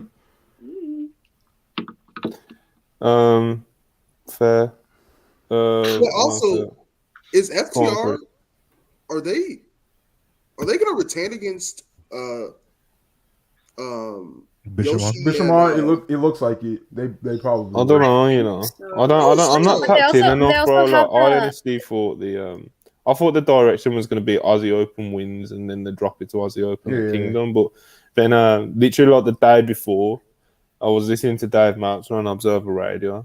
And so he was just like, "Yeah, Bishamon probably going to win the final." And I was like, "Wait, what?" Did he give any reason for why he? Did he say why he felt that way? No, he just kind of said, "Yeah, Bishamon are probably going to win the final." And I was kind of like, "Wait, are they?" And then they did, and I was like, "Okay." Yeah, but you know, FTR has the Dragon Lee and Dralistico match coming up soon too for the belts. Hey man, Ghetto, It's gonna be Obari. If FTR wins at Wrestle Kingdom, I'm turning that shit off, my nigga, and I'm pirating New Japan content for the rest of my life. All right, so the blood's gonna be on your hands, balls in your court. Obari, Ghetto, get it done, bro. Get it done. My thing with the whole Aussie Open Bishamon tag league final match was it surprised a lot of us over here. You know what I mean, like this side of the world. But like, I was asking in one of the group chats, like, how over are Aussie Open actually in Japan? Because Bishamon, like, they're over. Do you know what I mean? They're so over. Aussie Open, I've not seen enough of their matches very recently to be able to like make a fair judgment on how over the scene they are. It's especially hard, with the clap crowds and stuff. But like, especially with the clap crowds and like it being World Tag League, like they're not like World Tag League. They're not packing the Tokyo Dome for that event. You know what I mean? Like it's a pretty smallish venue and shit. So it's not like. So there's really nothing to really go off of Aussie Open in Japan to be like, oh no, they're over as hell. They're not over at all. Like so. Yeah, I watched the Aussie. You know the United Empire Civil War match that they did in the tag league. So it was Aussie Open versus that was fun. Great Okan and Aaron Hanare. Crowd was into that, but it's like it wasn't. Like it's not like I was coming out of that like Aussie Open is so over. Like, you know what I mean? He was. But like we said, it's hard to tell. Clap crowds and all this. Then it was only the tag league matches and stuff, and that I watched recently. Cops still know UE. He did the taunt at the Ring of Honor show. Then like with the FTR match in the UK, like they were because like Aussie Open do have a great following in the UK. To be honest, they were over in that. But it's like because FTR is such like kind of like big TV stars and stuff. It's like they were like the, you know, but like that's FTR. It's different thing. Y'all like that match? Bro, that match. Don't do this. I was there. Look, I'm just asking. You see, shut up! I'm just asking a question. I'm asking y'all like the match. Why would we ask questions like y'all? Like, why can't I ask a question? To be fair, Purist Galaxy needs to know this shit though. You see, Ayo, yeah. You see when he's backpedaling and he knows, bro. I'm just asking a question, bro. Like, Y'all like the match? Yeah, you like Yes, FTR? I love the Aussie Open match. It was All right, man. fucking I was just incredible. wondering. Yo, can I if y'all like shout that something match. out right quick? The only matches that Charlie and I have praised are the ones that we were live for. Yeah, Like, this is everything true. else, it's like she was there for the Royal Quest, I was there for Final Battle. Those are like the only two matches that we've openly praised that we actually cared about. Look at Because this, we were just there. cowardly running back into the. Someone, What do you mean? You know, yeah, whatever. Someone brought up a good Terrible. point in chat. Mark Davis cut a really good promo after their World Tag League finals. Definitely seek that out on Twitter because it was really emotional. It was very good. Pop. I'm excited for their future. Shout out to Mark. So they're not at the Tokyo Dome, right? They're not booked at the Dome. No, but everyone's yet. theorizing about that Young Bucks match, and if it happens, If that Bucks match doesn't happen, just go ahead and bring them to Seattle. Bring them to Seattle. Yeah, I could see that.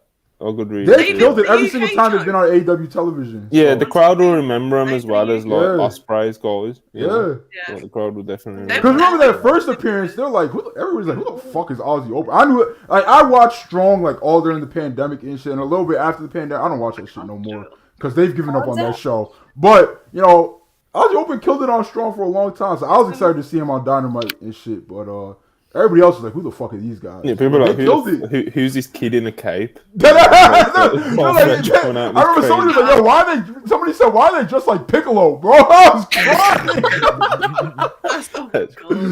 That's hey, if they want to run that Young Bucks Aussie Open match for the UK show, I wouldn't say no. Oh yeah, absolutely. I want to see more quick Aussie super Open chat before we wind down. Yes.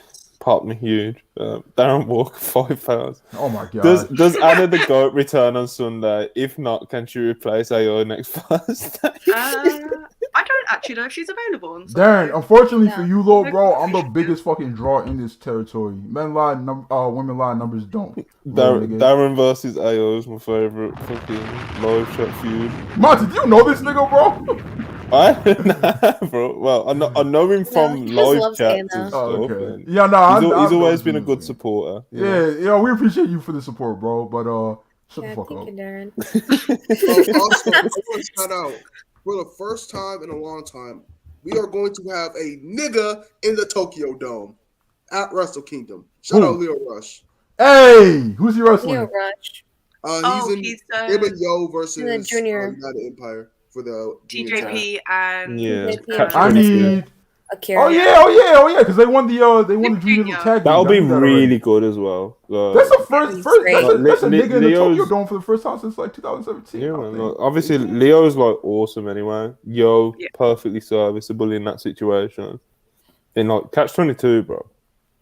Akira and TJP, they're like really good junior tag team. Bro, I'm not putting over TJP, son. Fuck that freak. He's a complete TJP is definitely a character. Shout out to Akira though. I'm sorry, bro. I'm sorry. Of all time, I'm sorry that that indie shitter stole your name, but you know we know who the real Akira is.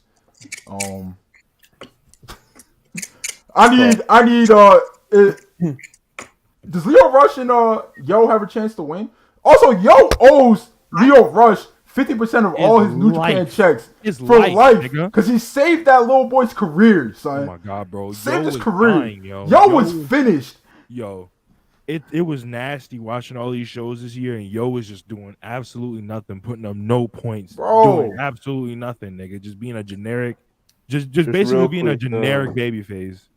Just real quick before we finish, I want to just get quick predictions for one match. Kenny Omega versus Will Ospreay. I want to know who everyone thinks is winning. Ayo, I'll start with you. I could genuinely see Kenny winning, but I'm gonna go with the safe bet and say Ospreay wins. The only reason why I say Kenny could win is because AEW television, they like the belt on there, and Will Ospreay could be the next heavyweight champion shit. So, Rob, who you taking? Take it with what? What happened? My fault. Ospreay versus Omega. Who you taking? I'm taking Omega, obviously. Taking Omega. Okay. Charlie, who you taking? I think it's going to be Kenny. Alexia?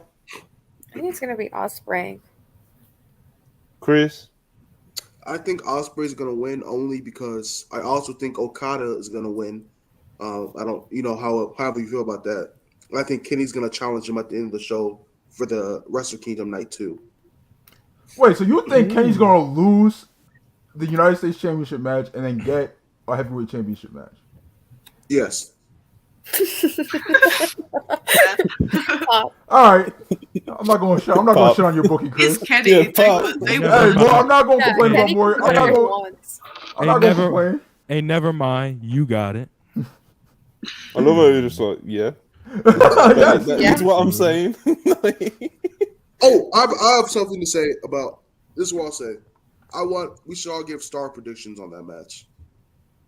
5. Like Dave star prediction. 5. Yeah, 5. Just play it safe, which is crazy to think. Like, play it safe, 5 stars. Yeah. The ceiling is like 6 and a quarter, bro. I think it's 7. It might be 7. I honestly, I don't know. 5. You think Kenny's gonna go full blown moves in that match? I look Yeah. need him to, son. Yeah. He will go full blown cheering as well. In that match. I'm Of gonna course, be he hearing was a lot Osprey, about bro. It's gonna in push the it to crowd. like 5.5. It's gonna be someone else. I think It's definitely going to be above 5, but at least 5. Yeah. I think 5.7. I think 5's is safe. I think it's always hard to predict a match will be 5 because like 5 stars is like, it's special, But I think this can genuinely be like really special and be a memorable match of the year contender, even though it's happening on Jan 4. Should be the main event. Should get 7.5. I'm an old head, you know what I mean? I think the world title should always go on last, but I 100% get the argument for why people don't think Ospreay. Omega. I'm not an old head. I'm not an old angry Brit like Monty, but I don't like the world title not going on last, unless there's like circumstances that it has to like go on first, like the Danielson Hangman shit. Yes, and so you're cucking your world champion if you don't put him on last. They basically made this main event match seem like it's gonna be an Inoki, not an Inoki tribute match, but they've been showing Okada next to Inoki's picture a lot. So I don't see that not being quick little super chat. Darren Walker, another £5. Yo, Rob Short. What the fuck? Yo, Graham. Darren Walker, £5. Great show, guys. Backup Hangman back next week. This man is awesome and talks a lot of sense. Backup Hangman won't be back next week, unfortunately. Ayo hasn't lifted his suspension. And I'm not going to. Little nigga, all right? And I'm not going to, all right? So cry, Darren. Cry. Hangman come back when Big AO says he can come back, and I'm not going to say he can come back. My battery life on my laptop is running out. Well, we've talked about everything. Let's get out of here real now. We've talked about everything. Anyone got anything to plug real quick? Follow me on Twitter, join the Discord, retweet all my tweets, turn my notifications on Twitter, all that shit. Yeah. Unpure is tomorrow, 6 p.m. EST. Obviously, with the guys that you can see here, Rob will actually be on screen and not scared of the camera. Nigger. Yes, we have also the Divas podcast this Sunday. Yes. So make sure you tune in. Of course. Support the Divas. We are aiming to do another Divas this Sunday. Mm-hmm. Yes. We're going to promote it properly this time and not an hour before the show. We're getting there. It's fine. You know what I mean? We're going to be professionals with it. Non-wrestler of the year for the Rest Pierce pose. Shout out to Stoke. Yeah. Shout out Stokely Hathaway. For reasons vote in aren't the obvious, end of year awards. If you need to find the link, it's pinned on the Twitter, I think, and it's also to Backup Hangman. Also, join the Discord. So, like Far mentioned earlier, they had like a watch along for Raw. Make cool friends, good friends. Also, if you're watching and you haven't liked the video, come on. Like the damn video. Please. If you've not subscribed and you've been with here for the last 3 hours, I'm just going to think you're really weird. The super chats, especially from Far, you've been an absolute legend. So have you, Darren Walker. I know you've sent in a lot.